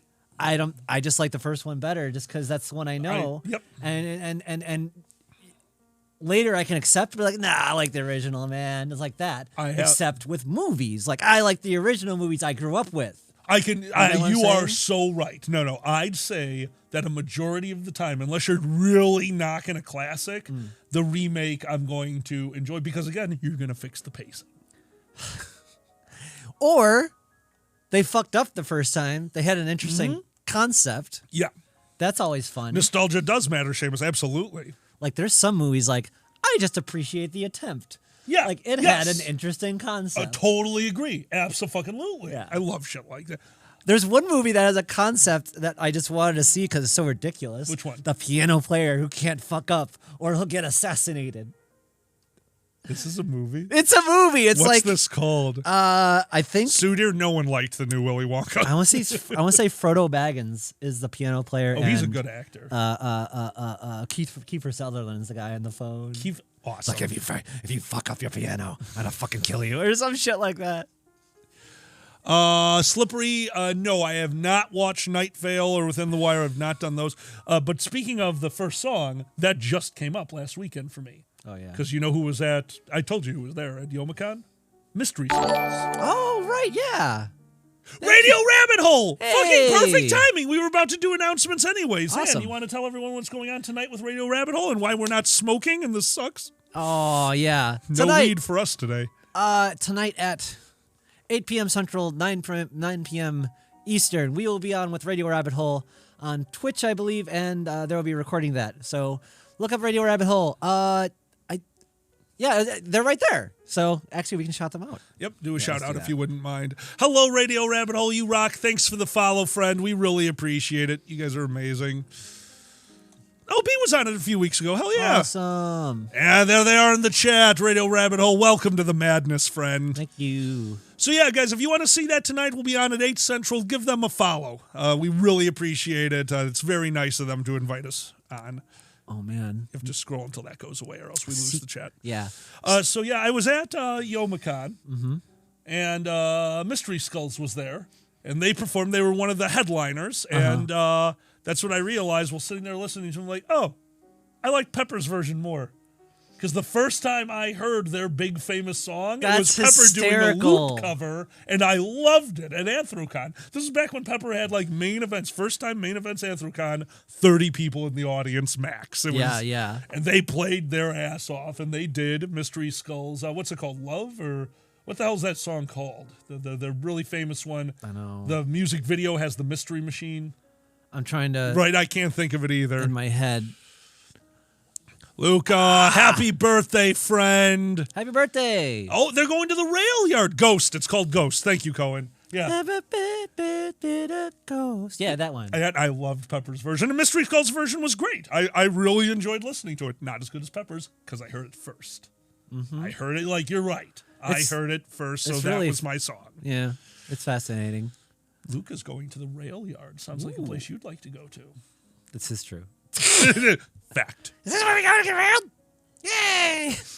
Oh, it's just trains. Oh, I was hoping to get a train. I was hoping to be at the front of the train. Why are you moving so fast? I'm trying to run a train. I'm looking for the train. It's right there. That's not a train. That's not a train. Hello, Gunsmith. There's way more moaning in the trains. Anyway. My train's halfway. Oh my God, what the hell? Woo, woo! That's what Is that why I keep hearing that? You know, no one did. We don't have to do these voices. Those voices are usually at the front, not in the back. They go woo woo, and then the back goes chugga chugga chugga chugga. Oh my God! Woo woo! Gunsmith, so are we apparently. We have to do announcements. We actually have to do the rest of them. A little before 1, yes. Oh, okay. My bad. Good call. Good call. As a person, I'm not into fish people. Fish people? Oh, come on. Zelda has sexy fucking fish people. And Zora's. Nothing beats sex until you have it with a Murloc. The fucking Murlocs. Yeah. Branded. Very slippery. You don't have to worry about lube. Seamus, goddammit. Everybody's doing a brand new dance now. Come on, baby, do the lubing motion. Yeah, it works. It fits. I like lube motion. Gray Foxen. It's charity money and it's making out with my mate. Yeah, I'm cool with this. This is fine. There's no dingoes in it. Oh my God, Luca. I'm thinking about Christmas movies now. Christmas movies? You know, one that it was past my time. Yeah. But I had to deal with it constantly in the movie theater. What's that? Put the cookie down. Oh my God. Yeah. Oh my God. And I realized okay, and then as I met more furries, they're like, Jingle All the Way is the best. I'm like, holy shit. Like, Dragger would mention that and shit. That's the Tim Allen. No, Jingle All the Way was Arnold Schwarzenegger. Yes. Which is the Tim Allen one that you guys got me to watch? Oh, the Santa Claus? Yeah. What a fucking shit show of a ridiculous movie. We made you watch that? Yeah. I don't remember that. Maybe it wasn't you then. Okay. Somebody made me watch that, and it was over the top, like, ridiculous. It was actually fun to watch in, like, I hate this kind of sense. It sounds like something John would make you watch, honestly, but I could be wrong. No, John stopped making me watch movies ever since I got into the argument with him every time because he's the same as Red Brothers. Like, oh, every good movie was made before 1980. Like, oh, okay, no good movie was made before 1980. He's like, what about these? Oh, those are classics. That does not make it a good movie. There's like classics for a reason, and I watch them because they are amazing to see where we started. That does not make it a good movie. It's so weird to me that there you are have good movies before 80s. You have movie ADHD. You're like, all right, fucking, we get it. We're in a hallway. We're in a dark hallway. Yep. Fuck you. And like, I can vibe and just kind of deal with like a 70s movie where we're just looking at a fucking hill for 50 seconds. Why am I looking at the hill? Why is this hill How there? does it make What does the hill mean? Nothing? Get out of my scene. Hold on. Get Actually, out of the scene. This is an interesting conversation because there's some. Okay. Are you like some focus on what happens and some focus on the feel? Like you've seen. I don't want to pigeonhole, but like you're more about like what happens, or more like the tone, or no. I'm about the whole package. Yeah. Because if you if you serve me the best steak ever, the juiciest, most perfectly cooked steak, on the lid of a garbage can, I don't want it. You got to have it all. And that's my problem with a lot of 80s, 70s, especially they will do things right. Somebody just, who was it? Cohen. Jaws is a classic. Jaws is a solid movie. It's not a good movie. Why did they show the shark? I don't need to see an animatronic. You know what I needed? The fin. The fin was awesome. The fin was amazing. The fin let me picture this monstrosity right under the waves. The movie was a cerebral thing until you showed the shark. The second you show the shark, it's like, oh, this is a horror movie with an animatronic shark. They ruined it. But do you know where people say, that's cheesy? Is that or I don't care about it. It can be cheesy. Oh. There was no reason. It was a beautiful psychological horror because you didn't need to show the shark. All you need to know was this thing kills, and that fin represents where it is. Okay. That's all they needed. Would you like to seen it blown up? Well, would you like to see it dead at the end, or you just don't want to see it at all? If you wanted to throw it in for the last scene, and I understand when the movie was made, you want to get that animatronic shark up there for the last scene to blow it up, fine. Okay, fine. I get it. Give the big climactic death. I can forgive that. I would like that, but I get that, and fine. But no, to even show that, no, it was a beautiful analogy of the psyche of what they were going through because you didn't need the shark. The fin was enough. That isn't, more I think about it, I forgot how much that was a capitalism thing. Because, we got to keep the beaches open. Oh, yeah. Remember that was the mayor. It was like, no, it's just a fish. What's he might eat a kid. Yeah. That kid didn't pay me money. Which is kind of hilarious. Well, not hilarious, but kind of interesting. I watched a documentary. Actually, it was about Patton Oswalt's wife, who posthumously solved that serial killer thing. Yep. And the reason they got away with it so long in the California area, they didn't want to scare away house buyers. So they underreported murders. Yep. This is an actual thing that happened. It's horrifying. Yeah. It's really horrifying. Oh, fuck, it's going to scare away the people buying houses. Cohen, that's funny. Yeah, exactly. Holy shit. Fucking yeah, Michelle McNamara.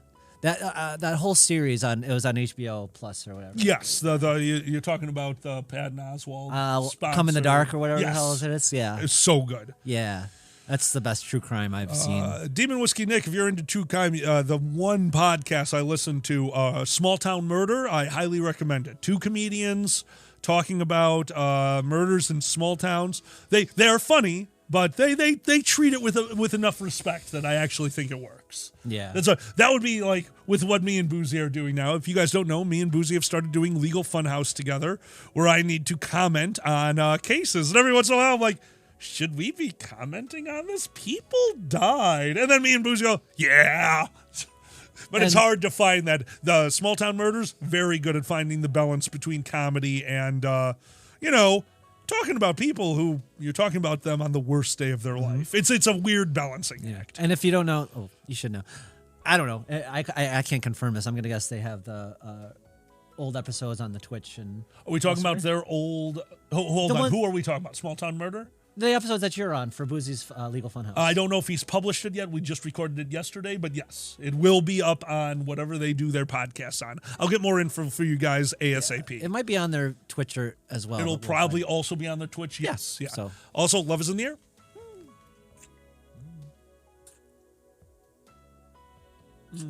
You taste like coffee. Yeah. Bitter and then sweet. That's why. Aww. What? I used to tell that was the caffeine loop for my animating. What? Fair enough. You go bitter, you go sweet. You go bitter, you go sweet. And I would have just coffee and Coke Zero. Coffee is nice. Makes you poop too.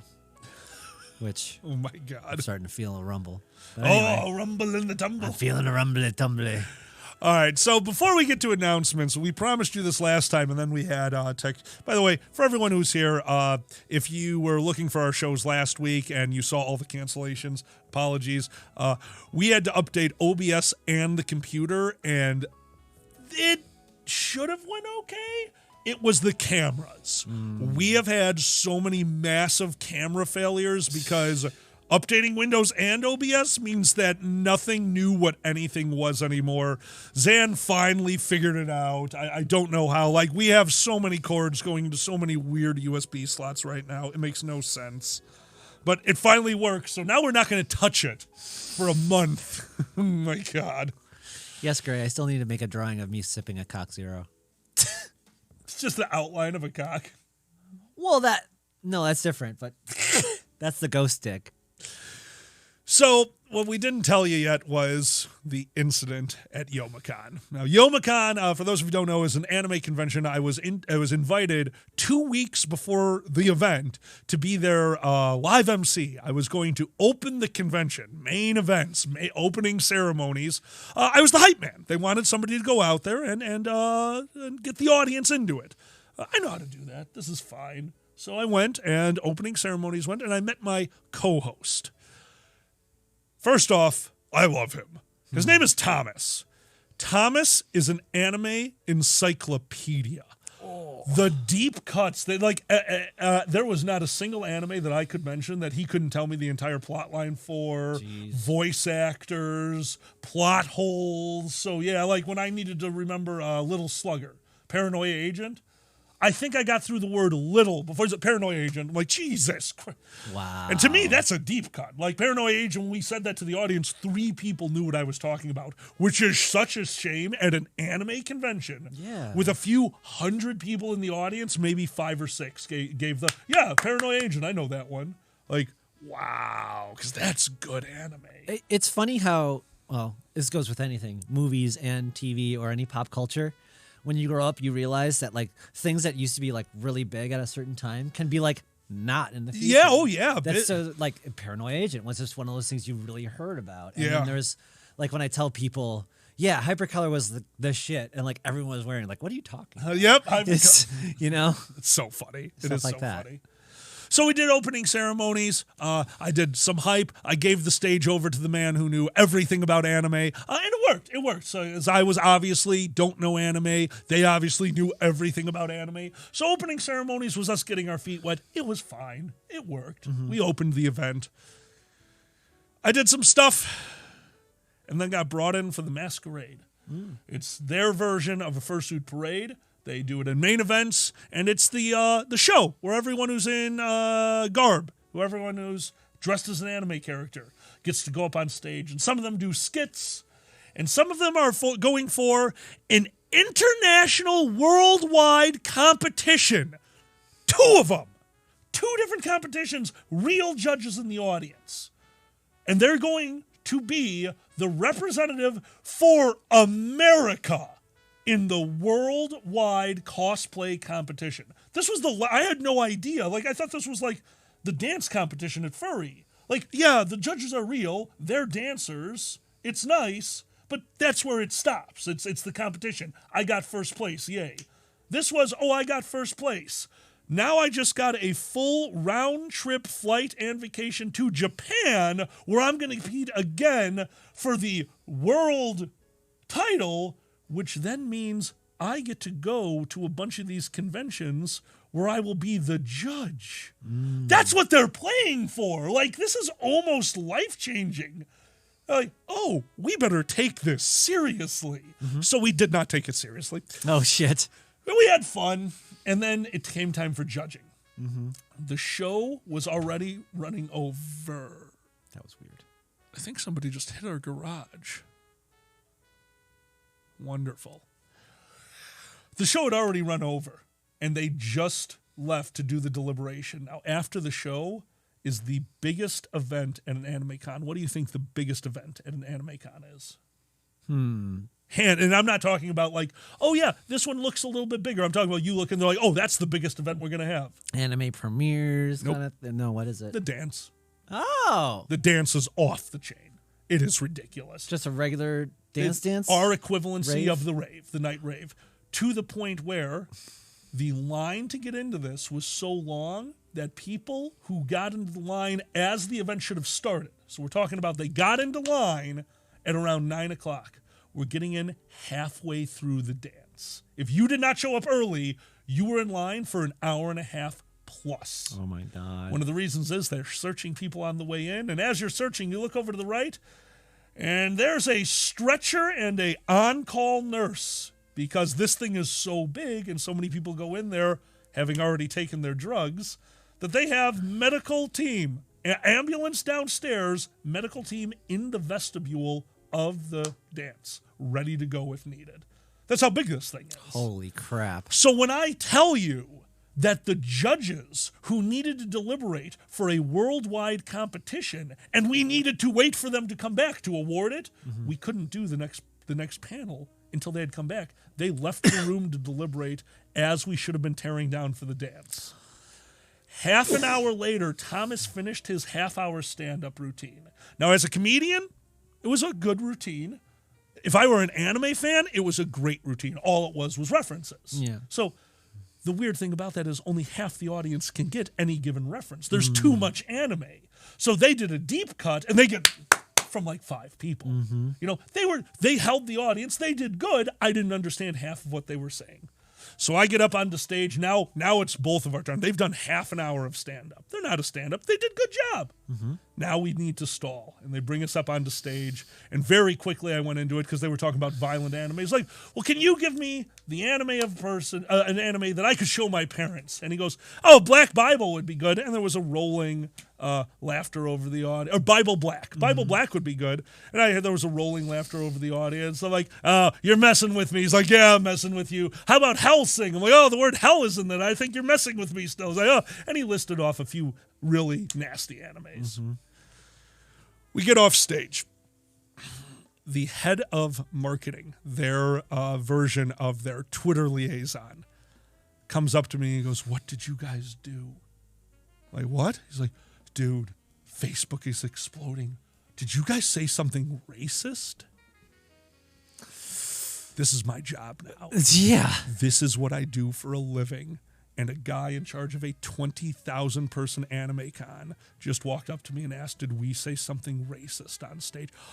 I am freaking the hell out. I'm like, what did we say? Did something slip? Oh my God, what could I have said? So now we're looking through these hundreds of posts on Facebook trying to find the moment.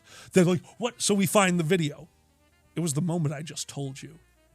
Can you give me a name of an anime to show my parents? How about Bible Black? We went back to the beginning of the post. The complaint was, oh my God, are you guys in main events right now? These 2 guys are up there talking about incest and rape and all that. It was because Thomas mentioned Bible Black. Oh. He did a solid joke. He used how horrible the anime was, Yeah. and without saying how horrible it was, just said the name. You know, the proper way to do kind of dark humor and stuff like that. He nailed it. Because I didn't even get the joke. It was over my head. Yeah. 100 posts after that, and we could see as they were playing telephone. It was like, oh, they did it. Yeah, they were up there being racist. Yeah, can you believe what they said? And, like this insanity that just spiraled out of control, and then people jumping on who never saw anything. Never saw it, doesn't know what anyone was talking about. This is unacceptable. We need to... Yeah, hundreds of posts on Facebook because Thomas mentioned Bible Black. Yeah. Like, the joke was... Dude, horrifying. Yeah. The joke was, this is so bad. It would be the same joke I would have made if I had the knowledge to make it. What's something I could show to my parents? My thought would have been, what's the worst thing I could say? Yeah. Because you're not saying what it's about. You're not saying the bad stuff. You're alluding to it. That's how comedy works. Destroyed me. I have not been that angry after a performance in years. And then, of course, the judges came back out after a 45-minute deliberation. So now we're into the point where, we're going to be resetting a main events the size of Anthrocon in 20 minutes. Well, all the DJs are getting set up. You've seen the setup for that. The DJ's getting set up on the stage in 20 minutes while people are running around trying to get chairs done for the biggest event at the convention. At one point when they were giving out awards, AV started bringing up the house lights. AV started shutting down secondary microphones. AV was ready to storm the stage. I had to go up there multiple times and tell them, like, hey guys, you are over by an hour. We have to set up for the dance in 15 minutes. You need to wrap this up. And was told, not into a microphone, just on stage, where people could see, oh, I wish there was something I could do about that, man. By the person running the panel. Oh my God. Yep. It's the most important thing. I just see the Jurassic Park clip. I really hate that band. Yes. Oh my God. Oh, Slippery. People were going to AV and asked, like, hey, are they gonna come out and tell us the awards? And AV is like, we don't know anymore. We don't know it. Oh my God. Yeah. 45-minute delivery. Don't get me wrong. There was a lot to deliberate over, but no, it's a show. You got to go back there. It's like, all right, everyone, use math. Here's the winner. Let's go. We got to go. Like, it's still a show. It doesn't matter what you're doing. You can't take over the biggest panel. And like, no, you can't do that. So yeah, watching AV, like even I was like picking up chairs and dragging them off to the side. Jesus It's very Christ. different from furry. You couldn't ask the anime audience to stick around and do chairs because then they wouldn't ever leave the room.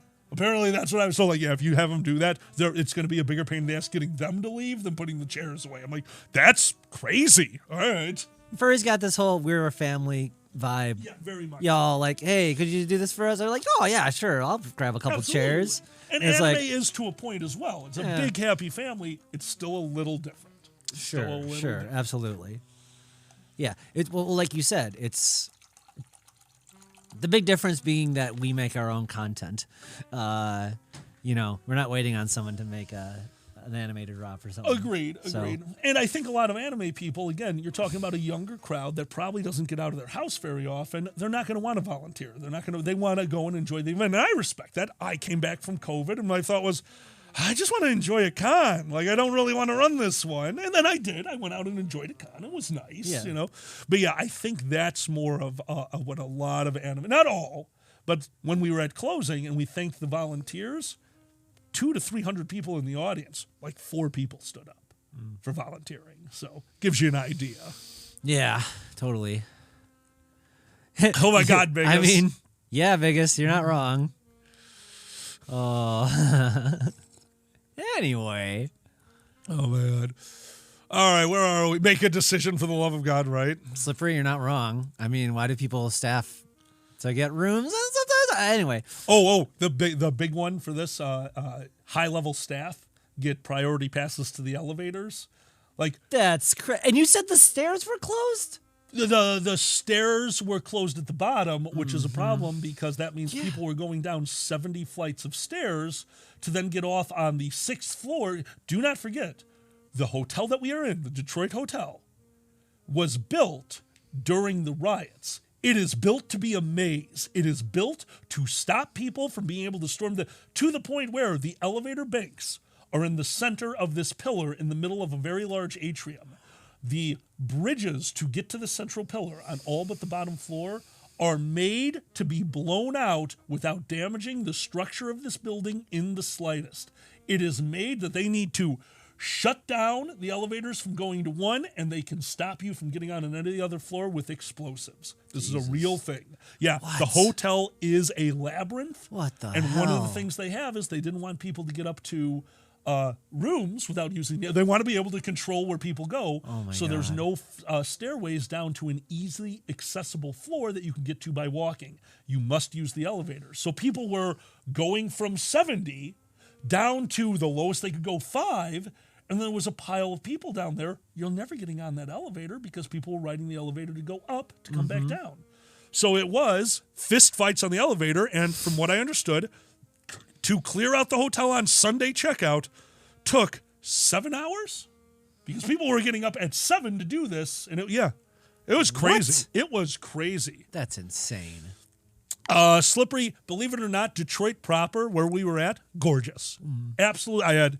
I'd never felt bad about walking around in the middle of the night. And we're walking from the hotel to the convention center, which is a good 4 or 5 city blocks away.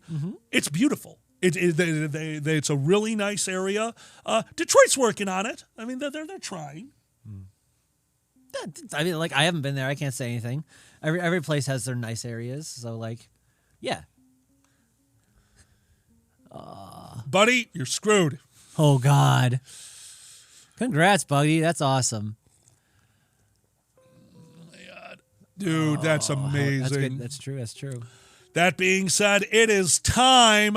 If you give us a few moments for some announcements, everyone, we really appreciate it. To start off, we want to thank the people who make this show possible. A huge thank you to our Patreon supporters, namely Mama T, Nikolai, White Shadow Hair, Autofox, Dr. Larks, Eddie the Weather Fox, Erner, Erwolf, Peter the Bear, Regda, Status Ferret, Uncle Kage, Artenis Vlupus, Beaten, Buddy Goodboy, Cosmic, Deadly Kitten, Exendiv, Quicksome Mephidida, Green Drag, Hawk Feather, Maggie Holt, New Dark Cloud, Pandez, Richter, Sasha Whitefur, Seal, Shukin Flash, Silver Godamon, Skyer, Skylar Ringtail, Two Plantains, Lux Vertus, Albert T. Bear, Bassett, Celeste, Flatfax, John Rivetti, Mikhail, Pafor, QM, Slippery Stallion, Stale Rice, Sully, Tom F. Viju, Willie, and Yash. But let's not forget about those strike opposers.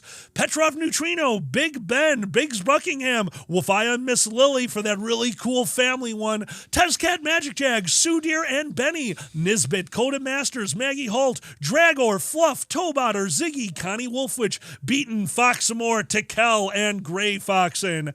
Thank you to all of you for everything that you do to make this show possible. If you are interested in joining our Patreon, we have many Patreon levels. You can be a part of our game voters who are going to vote on the games we're doing, which, by the way, pay attention to your Patreon levels this week. You're going to be getting a lot of messages out there. If you have a question for today's show, that question is already out there on Patreon. Quick sign in and post your question. Rank This is happening today at 4 p.m. If you're part of the Patreon at 4 p.m., you're going to see a notice for the new Rank This categories. A huge thank you to Sue and Benny who got theirs in early so that we could have a Rank This for today's show. Shout-outers is something you're about to see. The big thank you is what you just watched us read out. And, of course, strike opposers at $40. Get in now while you can at the new year. Of course, that price has to go up because art is hard. So please, thank you for all your support. If you'd like to join our Patreon, please do.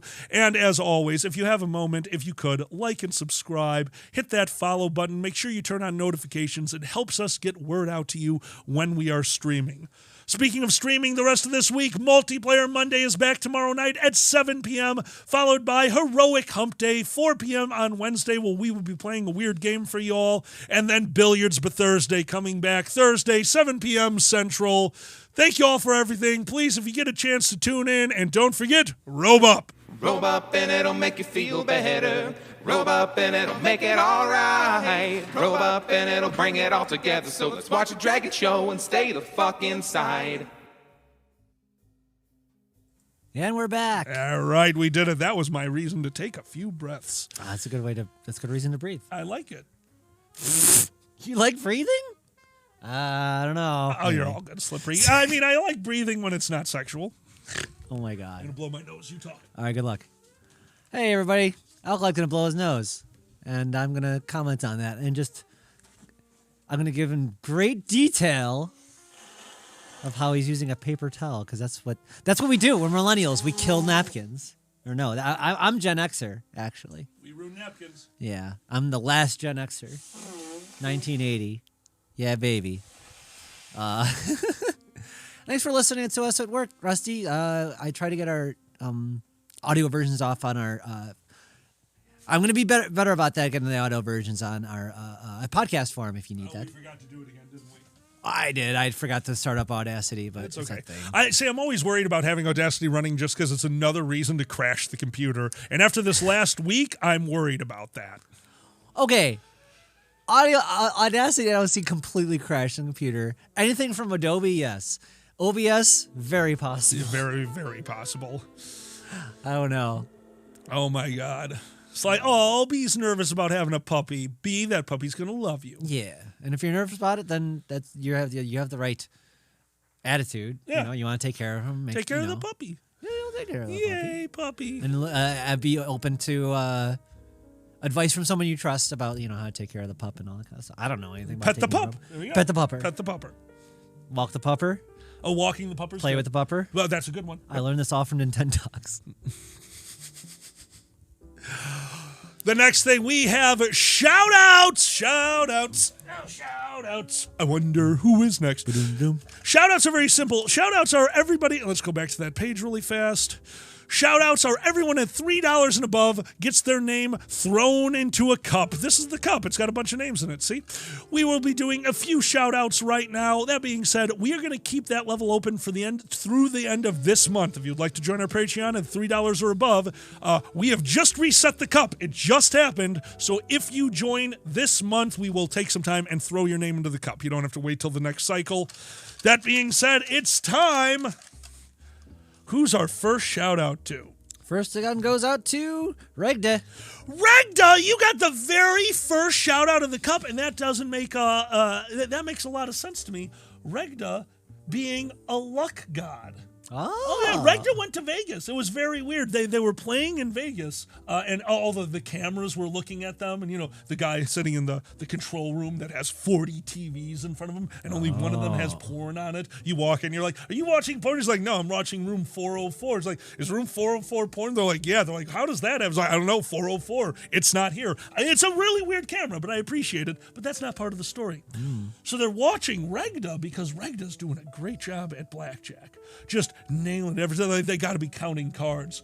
So the guy came in and was like, "Hey, dealer, I have an idea. Stop using cards." He's like, "What?" "Yeah, that's how we're going to prove that he's counting cards.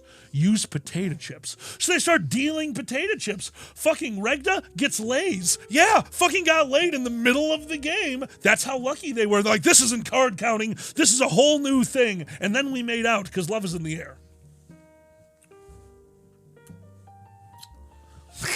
Unbelievable. They started changing out the cards with a bunch of different things. It went from playing cards to potato chips. At one point, it was just a stack of carrots. They started playing pick-up sticks. Regda won that. So the hotel said enough is enough, and they brought in the cooler. Oh, no. Tom F! That's right, the cooler. My old co-worker, Tom F, came in as the and we know how Tom F would cool them down. That's right. They would cool them down by saying, "Allow me to talk to you about stocks." And Tom F and Regda sat there as Tom F described. Are there two pieces of paper here?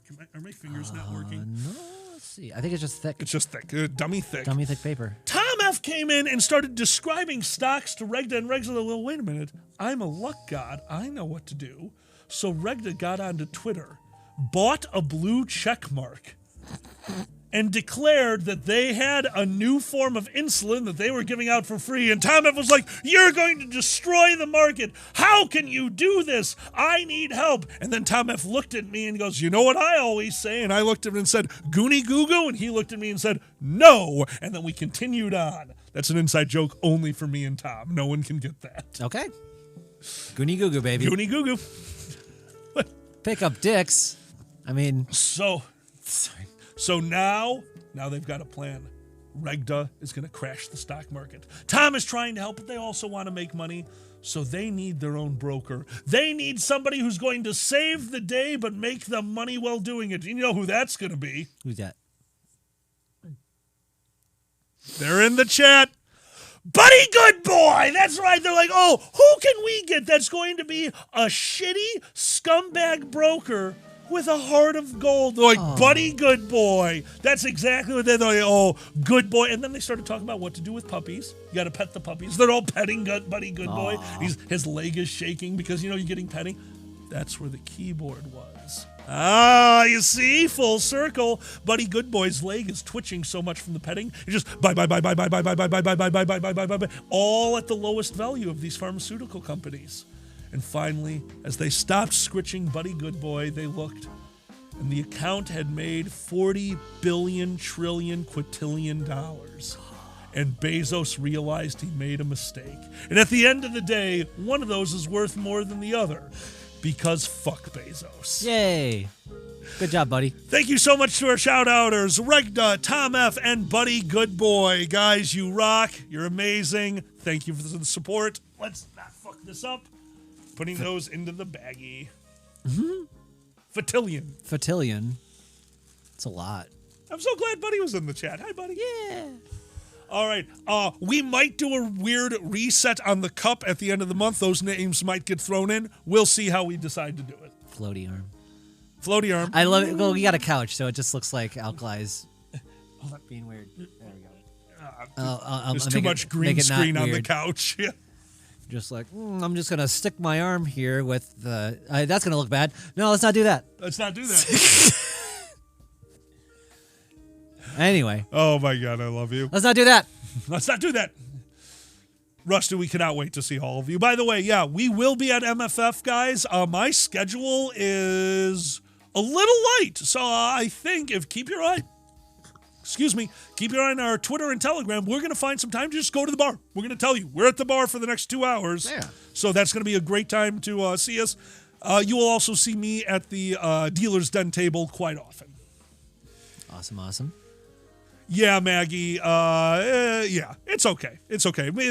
I talked to their lead of programming. They threw in a few panels for me. It was a simple misunderstanding. No big deal. I'll be back with all the crazy panels next year. And besides, see me at another con. You know me. I'm always running ridiculous panels. Do you want to do questions or rank this next? Let's do questions. We can keep talking. We're on a talky roll. I have to do a bathroom. I just trying out where. Trans Gamer, welcome to the chat, dude. Hey, how you doing? Awesome, dude. Welcome. I'm trans too. Nice to meet you. Status. They made sure I was free for the at midnight panel. Yes. Oh my God, Gray. Do not drag us places. Oh God. Oh yeah, no, I'm looking forward to seeing it too. All right. Questions. We can't have a panel in our garage. It's already got too many ratties. Yeah. Oh my God. So many rats. So many rats. Where's Patreon? Don't you keep it up here? Is this Patreon? Yes. All right, everyone. By the way, if you're part of our Patreon, if you're part of the Question Master levels, so what do I do? You drive. Okay. They changed it on us. So yeah, I noticed. If you're part of our Patreon levels and at the Question Master level, get on there and ask your question now. We will refresh the screen after the first one. There we go. Ooh, something just happened. Let's find out. Oh, thank you for the cheers. Oh, thank you. Radio Rabbit Hole, thank you. And no cursing. No cursing? I missed that. Thank you. Yeah, that's right. Question. No, where are you going? Oh, my bad. Yeah, right here. Yeah. This one, right? Yes. Okay. All right, Question Masters. We're going to start off with Benny. Benny asks, how would you make a LARP out of the game Monopoly? How would you make a LARP? Oh, God. I got it. That's funny. Echo. Sorry about that, everyone. That was my fault. No, it's all right. No cursing. Oh, love is in the air. So LARP. A LARP Monopoly. Monopoly. You pay your fee, you get a monocle. That's it? You just get a monocle. Yeah, that means you're like hot shit. It does. That means you are here to buy some goddamn neighborhoods. Because that's what you're doing, right? Like Park Place? Or was it a hotel? Yeah. Yeah, housing and hotels. Yeah, you were buying neighborhoods. So basically, it's just Chicago politics. You're buying yourself into neighborhoods. And then you buy the houses, which is interesting. I think I got to go with Big Ben. I had an idea, and Big Ben, you kind of shattered it. Well done. Make it a bar crawl, yeah. Find a place with as many bars as there are, and you got to roll dice to see which bar you go to and see if you can close the place down. If you close it down, you own it now. Oh, man. And now you start buying better and better drinks, and you always have to buy the most expensive drink in there. So you go into the boardwalk, you're allowed to buy the place Louis the 16th. Yep, that's right. Fucking $125 for half a shot drink, and they all have to buy it if they roll that. So that's what, and when you pass go, you get coupons. Coupons for drink. That's how you do it. My God. Coupons for drink. Coupon for drink. I think we did it. Bar crawl really works, dude. Big Ben, that's a good idea. I like it too. Did we swear? What swears? Who said to swear? I probably did because I was talking. Oh, yeah, that's fair. Did we lose? Well, okay, the good news is fair. We can't smoke today because we're on Radio Rabbit Hole tonight, so we're going to stay sober for the day. So, yeah, I guess we'll take our punishment. Damn it, we swore. Nah. That sucks. That's funny, Gray Foxen. Monopoly's already a LARP. Monopoly is kind of already I just own all capitalism. the things, yeah. Yes, I think I don't know if I told you guys this. Youmacon, my goal was not to swear because, again, Anime Con. You guys know who I am. It's furry. Furry is a bit more adult, like you say. We can get a little darker in furry. Not so much Anime Cons. And I almost did it all the way to closing ceremonies. And at closing ceremonies, I said shit. And I stopped. I'm like, I can't. Willem, your director of AV at a ton of them, gets onto the speaker. Hey, I won the pool. They had a pool going to see what time I swore on. They had all my panels listed, and people were betting when I would fuck it all up and swear. God damn it. So Willem had closing ceremonies. Oh, man. To everyone who bet that I would make it all the way through, so sorry. We were so close. That's funny. Willem is amazing. Apparently we let out a shit in a fucking, so Did we? All right. No. I was slippery. We don't notice. So, yeah, that's actually why that level exists. I'm trying to get better at noticing when I swear. Yeah, especially if you're going to be MC. It looks like it might be something that I do from now on. I hope you guys join us next year. I'll a few things just because we already did announcements. We're going to let you know anytime we go LARPing, if it's planned, and if I'm back at Youmacon, I'll let you guys know. Let's go out there and have some fun. Like, oh man, I could drive to that one. The bar is gigantic. Nice. So yeah, so that was Monopoly LARP. How would I turn Monopoly into a D&D game? Oh my god. I mean, again, I think that's just, instead of Dungeons and Dragons, it's, I don't know, Humans and Coupons. It's just Humans and Coupons. Just modern day to fucking, I was about to say conservative LARP, but okay, capitalism yeah. Yeah, LARP. no, like you have to go out and battle. Oh shit, they're unionizing. Yeah, right? Yeah. That would be bring down the unions. Game of Thrones is, that's D&D. That's D&D Monopoly. You gotta send out a fucking group of, what's the pink... What are they called?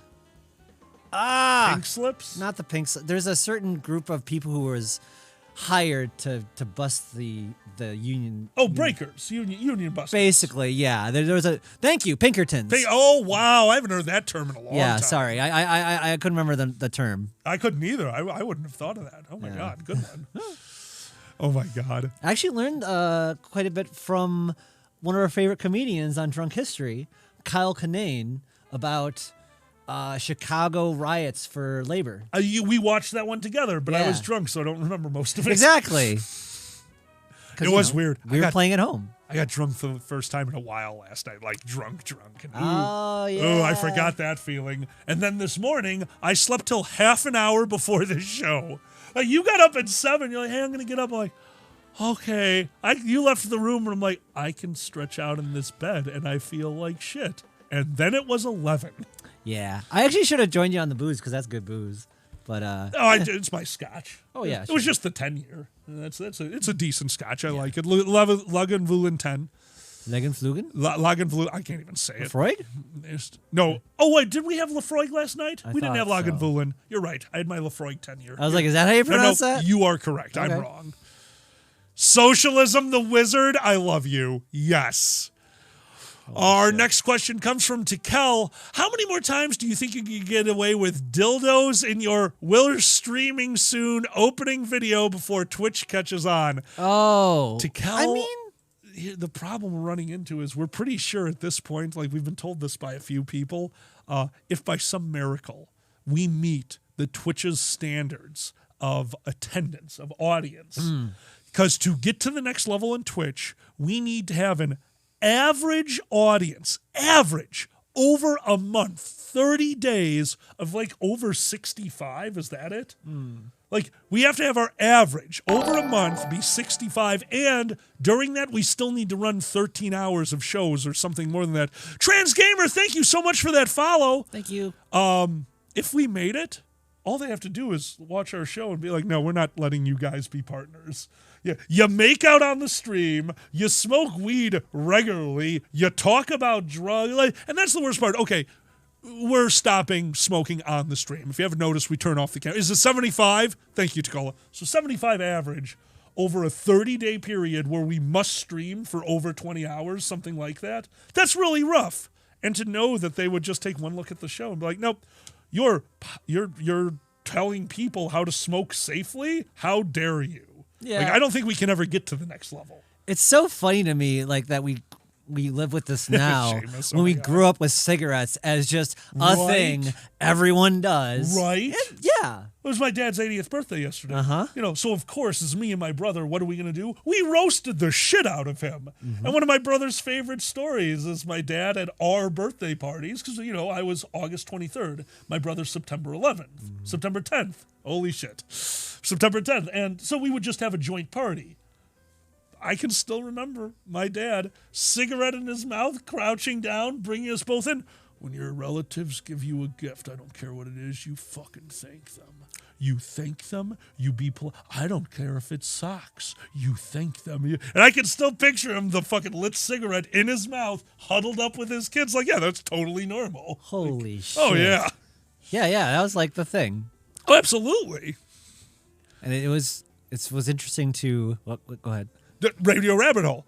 I also remember when you could just smoke in all the buildings Yeah. and in airplanes. Do you remember what Chicago did? What's that? Do you remember how Chicago got around smoking in restaurants? No. So a huge shout out to all of our LGBT fans out there. Chicago figured out how to get around the anti-smoking laws because of Boys Town. Yeah. How?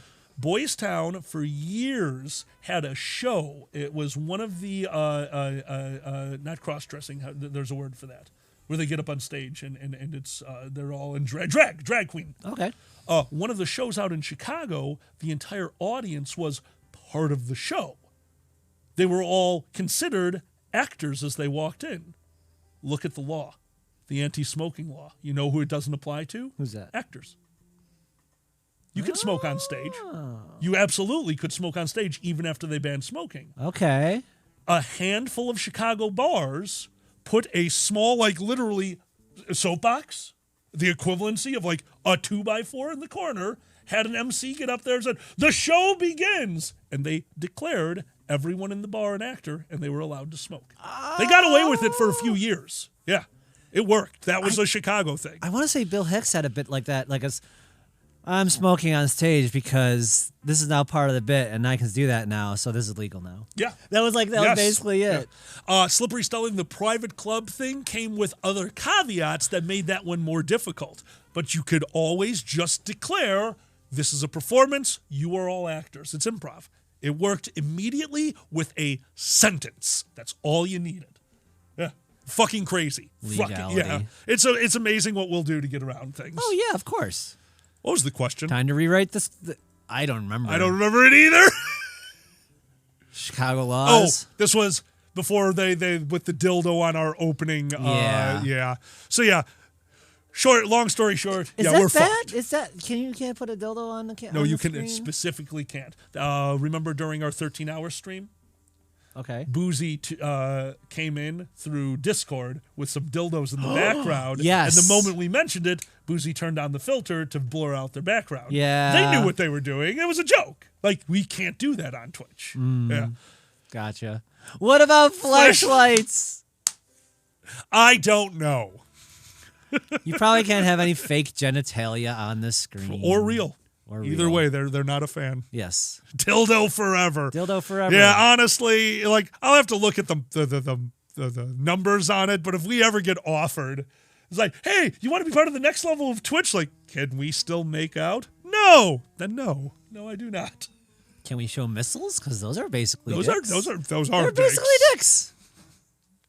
Oh my god. All right. What has been this one's from Benny. What has been the biggest surprise with the Dragon van? Is it going to get custom plates? Does it have a personality like Kit from Knight Rider, or is it Oscar the Grouch? So, excuse me. Oh, I drank last night. I can really tell. Oh my god.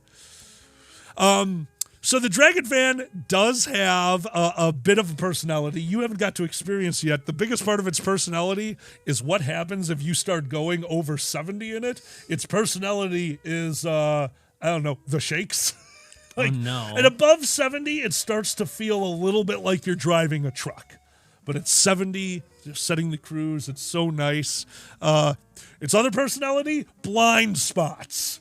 It's definitely got a you personality, because if you have the shades drawn, if you got those shades down, you can't see shit backing up. You can't see your blinds. I had to actually pull over and put up all of the blinds because I didn't have you in the car to help me when I needed to back up. Oh, good Lord. So that's a thing. And I think it will get personalized plates. I think we're going to get Drag-It. Yeah, I think Drag-It vans should have Drag-It plates. Oh, yeah. I'll take a look into that. That'll be Cool. fun. Yeah. If we ever lose the throwing dicks, the show is probably over. Oh, my God. But other than that, no, like, I'm really enjoying driving it. I'm sitting above traffic, and because I'm like a mix between a car and a truck, the trucks seem to be like, oh, you're driving like a non-moron? You're cool. Like, we're all cool. I drove behind a truck that had its speed at 65. I'm like, I'll drop 5 miles an hour lower to drag behind this truck. The MPG during that hour, amazing. So yeah, I like it. I like it a lot. I'm sure we'll solve some mysteries, Seamus. The mystery of, oh dear God, how much gas can this tank hold? That was the scariest one. Standing at the gas pump from empty, like, ding, ding, ding. Right. Okay, we're at $100 and it's still going. Oh my God. Oh man. How about the mystery of the missing lube? Oh, we know where that is. You accidentally ordered a gallon. Oh my God.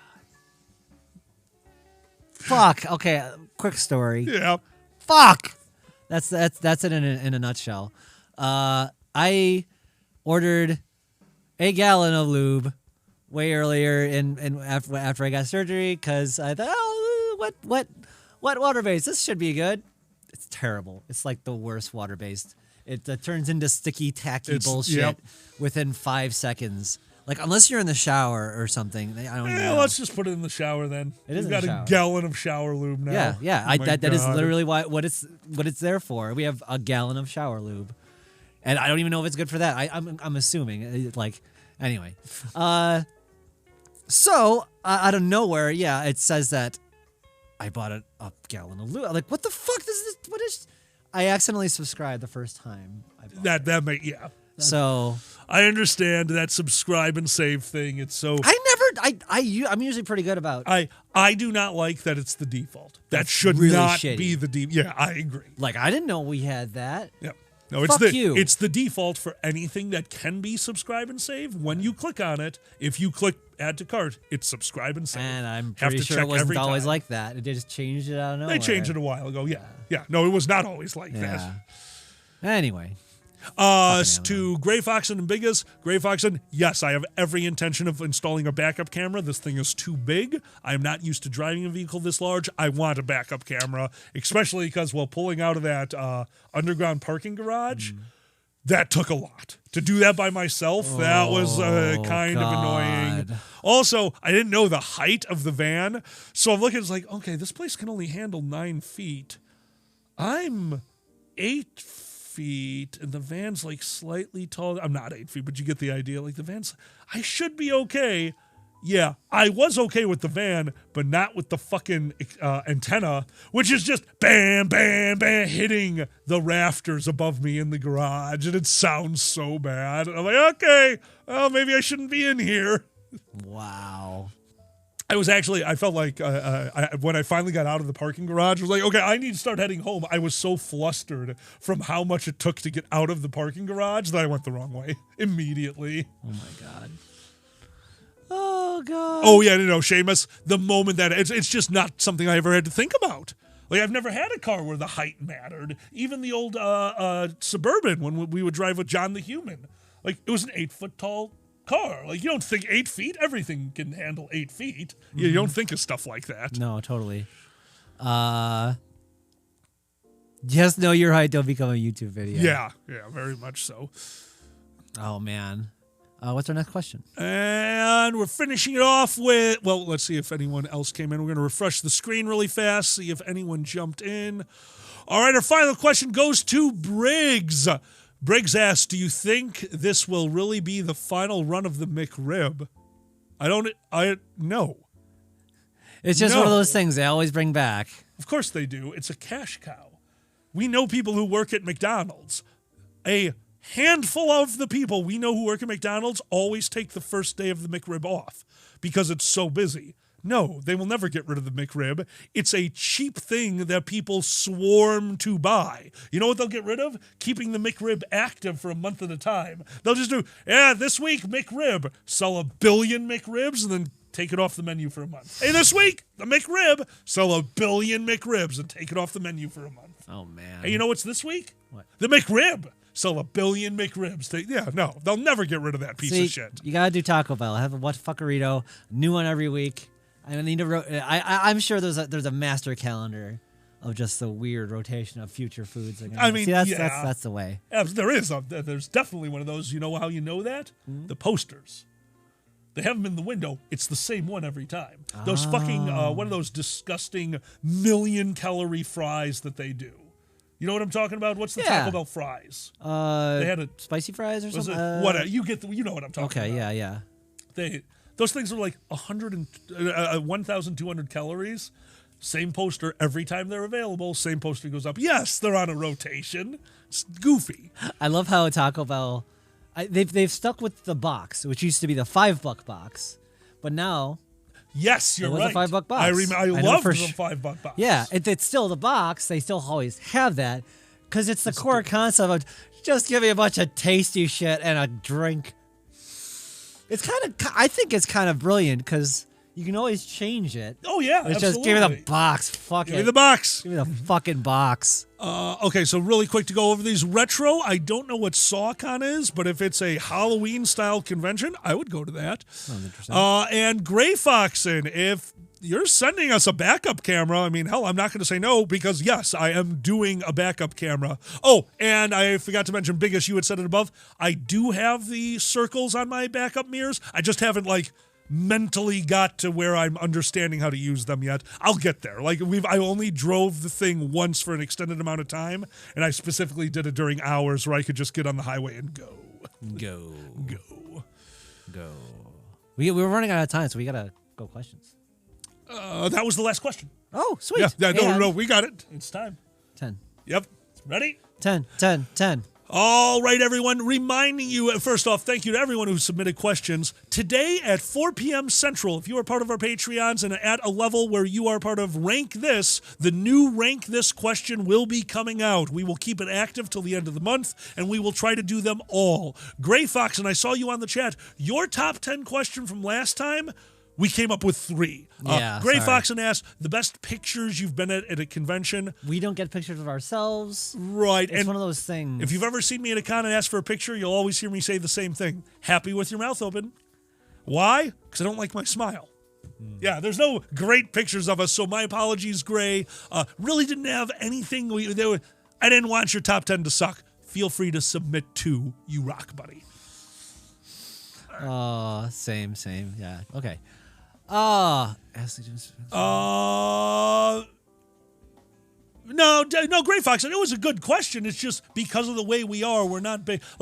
When we do our vacations, hey, we need to talk about this on the Dragon Show. Let's take pictures. And then we finish the vacation hey, did you remember to take a picture? No, I was there. Why would I need a picture? Yeah, neither of us are big picture people. Well, at the LARP, I get there. Have fun. It's testosterone stories. Jesus Christ, Seamus. Seamus, submit those. Those are good. Go ahead. I forgot what I was saying. What was I talking about? All right. Going over to Rank This. All right. Our topic this week came from, and thank you so much to Sue and Benny for sending some in early so we had one.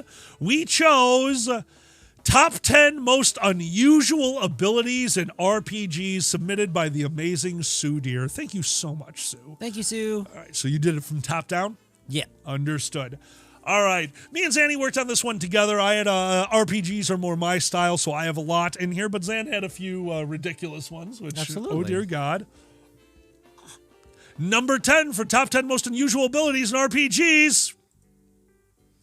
Suplex a train, Final Fantasy VI. This one's from Zan. So, the ability is suplex, and that sounds normal until you realize this is an RPG with huge things. And then you go against a ghost train, which I guess you could say it's a ghost, so it doesn't weigh anything, but you suplex an entire train, and it's kind of awesome. And it's just like anyone who ever did that will never forget that as long as they live. I love that. So that's so good. Suplex train. All right, suplexing a train. Number 9 goes to Speechcraft and Elder Scroll. Why? That's an unusual ability. Why did you put Speechcraft into a game where at no point are you going to use it to get out of a fight? It is so rare that you can use Speechcraft for anything but selling things for more money in a shop in a game where you barely have anything to spend money on. Oh, it was wow. literally, they even say in the game, this ability is for people who want to role play. Role play in a game that barely uses the ability. Like, I'm sorry, that's lazy. That is lazy. Oh, the Oblivion Persuasion minigame is one of the worst. Dear God. Dear God. Well, I don't think I tried that one. The Oblivion Persuasion minigame. I played all the Elder Scrolls since Daggerfall, and none of them did a good speechcraft. But yeah, Oblivion's speech counter was a radial menu that had a big piece of pie and a small piece of pie, and then things would rotate to let you. It was just like, yeah, maybe I can talk good to this guy. It was just a joke. I appreciate the attempt. They're trying to unlock like a lock. Agreed. So, and no, it was a good attempt, but again, it didn't do anything. Like, talking better to people got you things a little bit cheaper or let you sell things a little bit more expensive in a game where all you really wanted was healing potions, which you got by the truckload by going on an adventure. Mm-hmm. Wait, really? Something. Look at this, Tikel. The time between today and when Skyrim came out is longer than the time between when Morrowind came out and Skyrim? Wow. Has it been that long? I believe it. Because, yeah, Oblivion and Skyrim happened not too between each other, honestly. Because I want to say Oblivion at least was around 2003. Yeah, there you go. Morrowind was 2002. Okay. And Skyrim was 2011, which we know because that's the first episode of the Dragon Show. 11/11/11. Morrowind with 2000. Wait. What about Oblivion? Morrowind was 3. Oh, Morrowind was 3. Yeah. Oblivion came in the middle of that. It had to be okay, at so least they're 2004. saying between Morrowind and Skyrim is longer than between Skyrim and Skyrim and now. 06? That's Oblivion was right. 06. Okay. Huh. It has been 11 years. Hold on, are we 2 days past the original Dragon Show? We are. How did we not notice that? Oh, what? Yeah. We are 11 years and 2 days into the Dragon Show. Oh, congratulations to us. Yeah. Yeah, Slippery. Unfortunately, yes, Skyrim will keep coming out on new editions because they kind of Skyrim still sells for $40 to this day. Why would they make another one? They also do the online thing, which I don't know what their numbers are like, but it must be enough to actually keep doing it. Yeah, right. Thank you, Radio Rabbit Hole. So.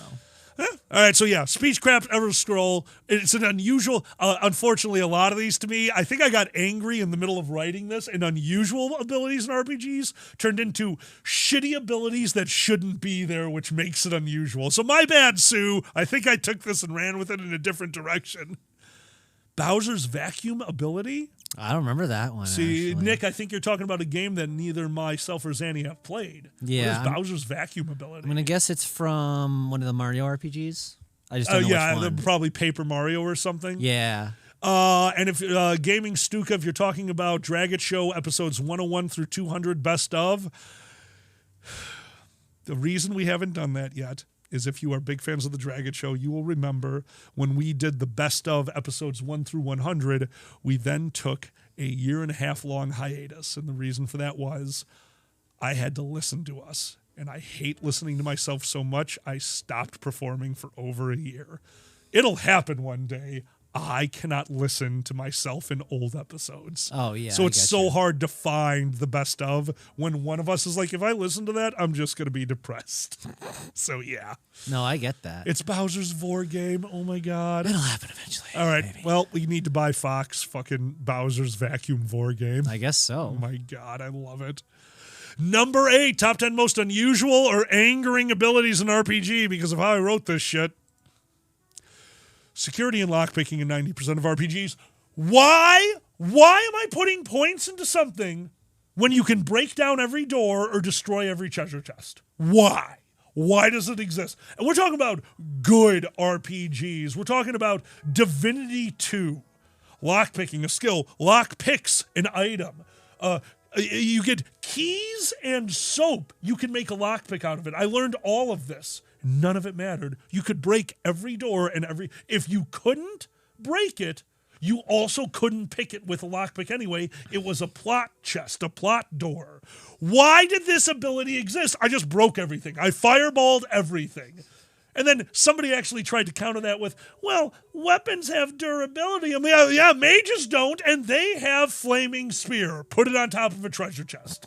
Burnt. Nice. Oh, then sometimes you'll lose the scrolls inside. Oh, really? I have 200 scrolls on my caster. I'm not interested. Yeah.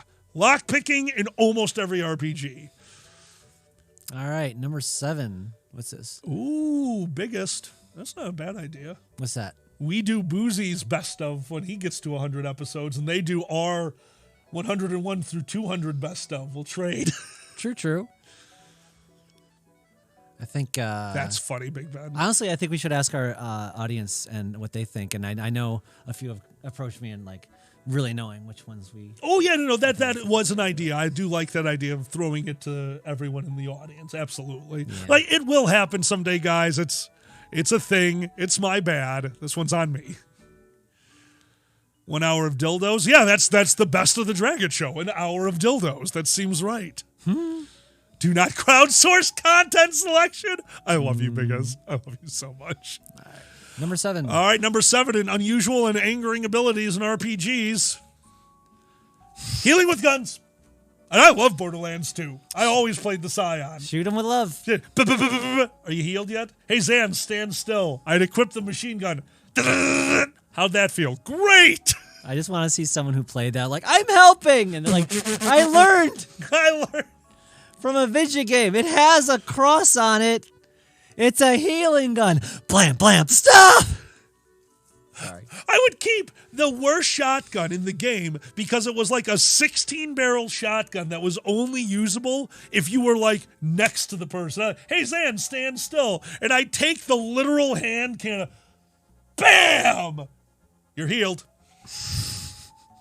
Nice. It only had like one bullet and you could only load it one at a time. It would take this huge long reload time, but I hit 3, I get it right up to you, 2,000 points of healing. That should have blown your brains out. Yes. Number 6, most unusual RPG abilities. Combat shooting in Wasteland 2. You might not know what this one is. I barely know what the game was. Wasteland 2 had an ability called combat shooting, and this is the equivalency of there was a first level spell in the original Final Fantasy. I think it was called like Bane, and the description was they would hit you less, and it came out in Nintendo Magazine that the coding of it was wrong and the spell did nothing. Combat shooting in Wasteland 2 was announced by the developer a year after the game came out that it was not supposed to ship with that active. It was a dead ability. It did nothing. Combat shooting did absolutely nothing, as stated by the producer. Oh my god. So yeah, that had to be on the list. Like, again, it's been in a few games, but yeah, broken abilities that stayed in the game after production. That's kind of what we're going for. Benny's and Deadlands. Benny's and Deadlands. I don't know. I don't remember Benny's. I don't either. Benny's. I love Deadlands. I'm trying to remember Benny's. In Fallout 76, you could get a flamethrower that healed people. Oh my god, that's so great. All right, number 5. Vor, Final Fantasy 9. I don't know what this one is. So, those who have played Final Fantasy 9 knows there's a character named Kina. Kina? Anyway. Is it Quinn? Is it like quinoa? Quinoa, yeah, your favorite. I wonder, is it quinoa? Anyway, there is the character that just eats monsters to gain their abilities. I'm just like, what the? But you know, huge and just like it's super little. It's just freaking weird. Quina. So Biggest says Vor, all the Kirby games. So yeah, was this character based off of Kirby? Because that's how it works. Yeah. So there you go, Vor. Gray Foxen says apparently there's shining armor in New Vegas. It did not do anything, so there's another one of those broken code in a video game. I do like Vor. At least so it's like, not horse armor. Was it like Kirby? Did they have to hold the guy in their mouth to get their powers? I think you just ate them and then you might vomit them back out, which means you failed. Or you swallow and you get their abilities. Oh my God. Because that's how things work. Vor, what is it good for? Stealing all their powers. Oh. Okay, Cohen says you had to get them below 50% health, and then you could eat them. Oh, my thank God, you. That's so fucked. That's That's a awesome. good ability. It is a good ability. Number 4, unusual or angering. Hey, Takal, how you doing, dude? Hi, Tachal. Unusual or angering abilities in RPGs. Big Hot Boner, Shadows of the Damned. This one is definitely an unusual ability. I loved it. The Big Hot Boner. Zan played Shadow of the Damned with me when we were first dating at their first condo.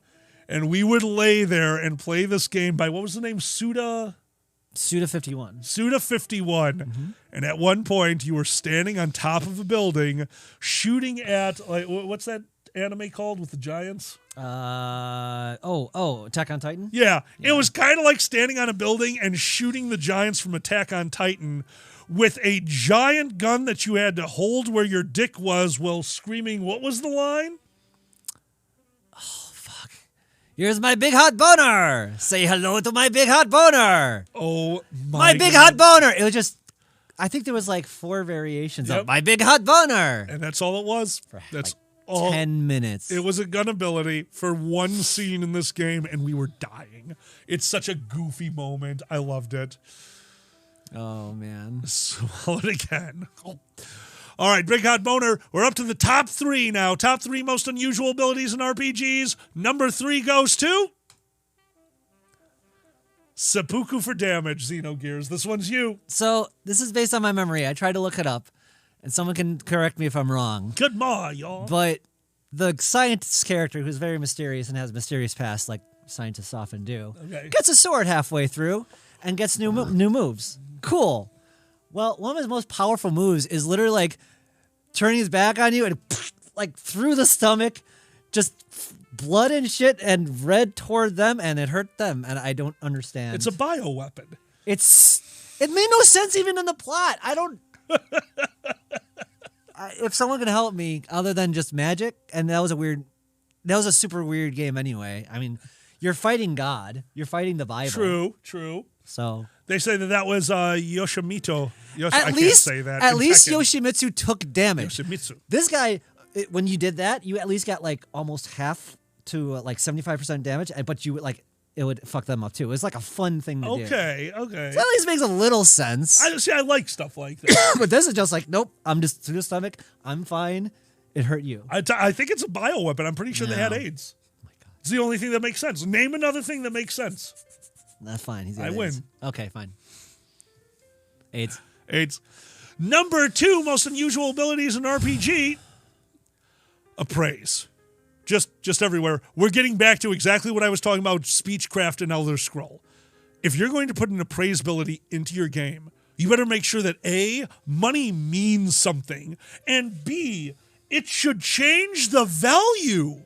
So many RPGs, if they have the appraise skill, all it does is tell you the value of the item while you're on the adventure before you go to sell it. They're still going to sell it for the exact same amount. And if they do change, the change is so minor that you just, like, you could have just killed more people or lived longer. It's a horrible, horrible ability in like 95% of the games I have ever played.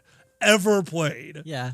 Come on, don't you want an appraiser in your party just to be like, oh, I know what this is right now. We don't have to take it back to town. No, it's like the worst part is, in reality, yes, I would want an appraiser in the party because I should be going back to town and getting fucked. I'm like, yeah, here's this little piece of ivory. It's like, oh, yes, this little piece of ivory. I didn't know that was actually a misshapen.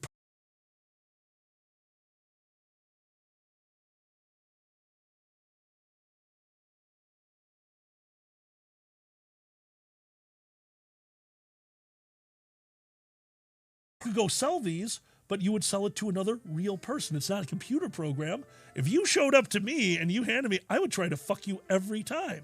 And I would leave it up to you to tell me that's not what that's worth. Like, oh, you have appraise. Oh. That's a way to do appraise. Like, I don't mind if I don't take the appraise skill. If I didn't, fuck me. Fuck me on selling stuff. I don't have an appraiser. You should never make money. But no, it's just an ability that lets you know early. Love's in the air. Love's in the air. See, I've got opinions on appraise because I've seen it done right, and that drives me crazy. I like that. Where Antique Roadshow meets Dungeons and Dragons. Holy shit. Yeah, Coda, it would help you identify magic items, but a lot of games, you need use magical device for that. Like, for the most part, appraise isn't telling you what abilities are on there. Obviously, there's exceptions, but yeah, no, I wish it was more. All right, here it is. I know you've all been waiting for this. They're sitting at the edge of their seat, Zan. What's number one? Oh, I'll do it. What's number one? Pound Mates. ABDL Yakuza. You might know this one. This was amazing. What a great idea. What a great idea. How do you put summoning into a game as silly, but as kind of perfect for what it is as Yakuza? Oh, yeah. How do you put summoning abilities? Zan explained how they put in summoning abilities. Well, everyone's got a phone. And you got your mates that you pound with. Pound mates. I love it. So you do a big flourish of your phone. It's a major flourish. It's a spell. It's got the whole, like, anime stuff. It's so over the top. You call up your pound mates, and you hit send, and then it shows your pound mate respond. So what they are doing, Nick Dragon, because Nick doesn't even know what we're talking about. Summoning in RPGs was always you cast the spell and Tiamat appears and does their ability. The way it works in Yakuza, you pick up your cell phone and you call a dude who then shows up to fight for you. And the second one we unlocked was on a side mission where we had to help out a bunch of gentlemen who just wanted to be left alone with their mistress because they were all into ABDL. And this is a video game, and I see that. And again, hold on. Yeah, hardcore Yakuza members. Yes. Hardcore Yakuza members. You interrupted our, You interrupted bottle time. I was crying, you fuck. Like, seriously. Like, it's amazing. So. Yes, Nick. Yes, he did have a tantrum. I hate kink shaming. I despise kink shaming. I don't care how weird the kink is. Don't kink shame. And Yakuza nails it. It's the shock of seeing it, which, yes, of course, there's a shock seeing any kind of kink. Right. But they handled it very well. With respect. With cool. a ton of respect. Yeah. I appreciated that. And then they get added to your pound. You beat the module, and now on your phone is the ABDL group, and you can call them during a battle. And they show up in diapers and just start beating the shit out of everyone. And it is the funniest. God, we need to go back to Yakuza just to unlock more craziness. Yeah, he does a tantrum and just causes an earthquake with his. That was it. You're right. It was the earthquake. Thank you. I forgot. On his back. But as usual, and Zan can attest to this, I ruined Yakuza for us. We can't play it anymore because Yakuza has something in the game, and every time we turn it on, all I want to do is go do it. Yakuza has Mahjong. And it's God. It's a solid Mahjong simulator. So Zan went out one day and was like, hey, I'm going to play some Yakuza, but I'm going to just get us some funds. Is that cool? They're like, yeah, absolutely. Just go do random fights. Don't do the plot lines. Like, absolutely. I played Mahjong in Yakuza for like 6 hours while you had an appointment. They came back. I think we were at 400,000 credits. Like, we just bought all the best shit for the characters, and now it's like, all right, we're level 18, and we are taking on level 40 people. This is not fun anymore. So amazing. Yeah. Unfortunately, Seamus, like, I really want to be that guy. I want to say, like, no, I am not a min-maxer.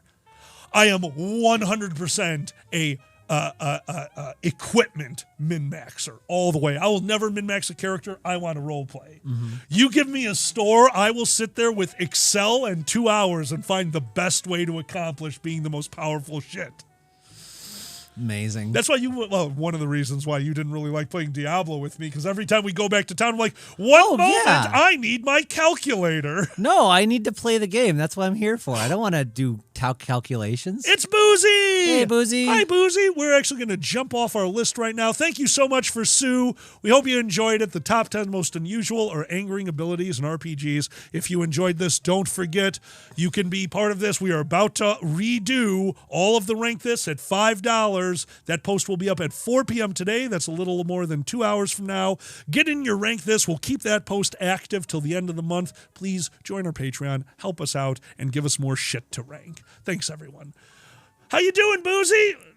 Need alcohol to come open an empty shed. What? Oh, my empty. Why am I opening your empty I'm shed, scared. Boozy? Oh, there's a snake in it. Oh, no. There's got to be a snake. Is that it, Boozy? There's snakes. That's not Stay a fun. while and listen. Yeah. By the way, everyone, Oh, I see.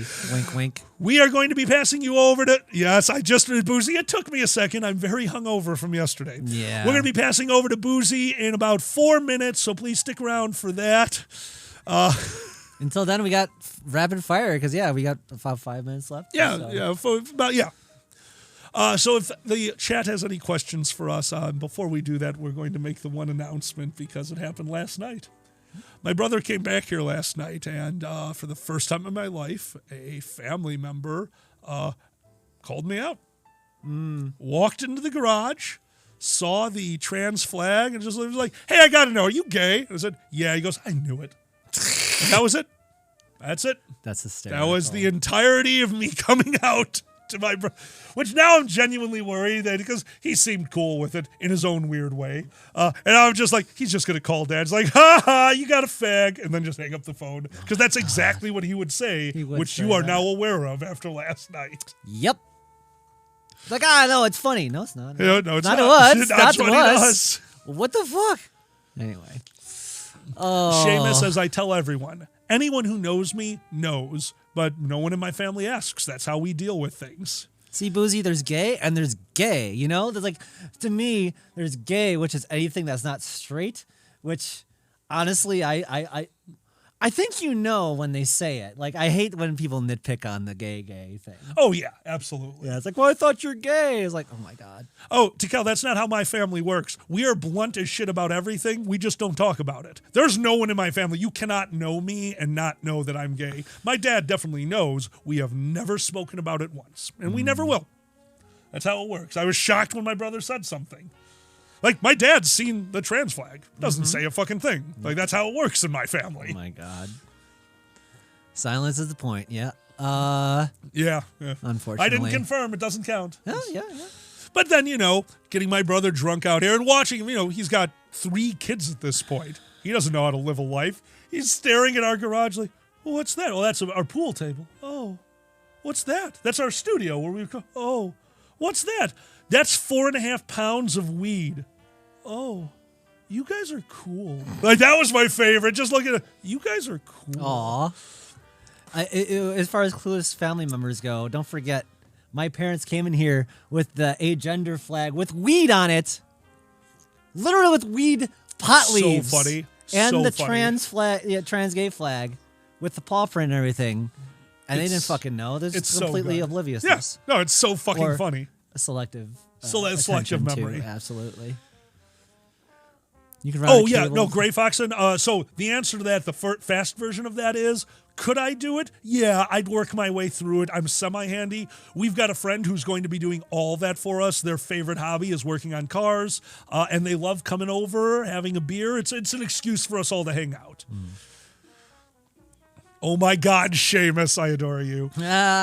All right, everyone. We are going to be throwing you over to Boozy now. We've got a minute 30 seconds left. We're actually going to be starting a new little thing here for our Patreon supporters and for all of you before we throw over to Boozy, because Zan has wanted to do this for a while. So we're going to jump over to our Patreon page really fast. And Zan, could you tell me where to turn it on? At the top. It's at the top. Thank you very much. Right there. This one? Yep. Okay, here's how this one's going to work. You all hear us. Oh, hold on. Let's turn this off. You've all heard us go through the big thank you. You hear me do this about an hour into every show. And if you haven't noticed, from when we started to what we do now, I slow it down. I want to enunciate every name. We really appreciate everything you do. But that also kind of ruins the fun for us because we love seeing how fast we can do it. So now, before we pass, while trying to do all this, we have decided we will be doing a race. Sorry, everyone. I'm just getting set up. Here we go. You good? Ready? So first we do outro. Ladies and gentlemen, both and neither, thank you so much for joining us. This has been The Dragon Show. Until next time, I'm Alkali. I'm Zanny. We're going to pass you over to Boozy Badger right after we do this. So, Zan, let's give a huge shout out to our Patreon supporters. The stopwatch will start at your first syllable and go. All right. Go now? Oh, okay. Mama T, Nikolai, White Shadow Hair, Otto Fox, Dr. Lars, Eddie the Weather Fox, Erner, Airwolf, Peter the Bear, Regda, Status the Ferret, Uncle Kage, Armentus Vulpus, Beaton, Buddy Good Boy, Cosmic, Deadly Kitten, Exendiv, Cuxen Bethesda, Green Direct 13, Hawkfeather, Baggy Holt, New Dark Cloud, Pandas, Rictar, Saucy White Fur, Seal, Shukin Flash, Silver Gatomon, Skyer, Skylar Ringtail, Two Plantains, Lux Vertus, Alberti Bear, Pest, Celeste, Flatfax, John Rivetti, Macau 4, QM, Slippery Stella, Stella Rice Sully, Tom F. VG, Willie Nash, and don't forget our strike composers, Nisbet, Betty, Codemaster, Sudier, Tezcat Magic Jack, Briggs Monkey, and Big Ben, Wolf, and Mixie Lizzie, Maggie Ho, Fluff, Dragger, Tobotter, Beaton, Ziggy, Cotty Masters, Takala, Foxamore, and Gray Foxen. Done. 42.6. All right, we're going to keep that 42.6 till next time. And next time, it's my turn. Next time, I will have to read them as fast as possible while still trying to enunciate. So wish us luck. And again, we're about to throw you over to our good friend Boozy Badger. Enjoy the rest of your day. We will see you tonight on Radio Rabbit Hole, 8 p.m. Central Time. See you there. Good night, everyone. See ya. Bye-bye. Bye.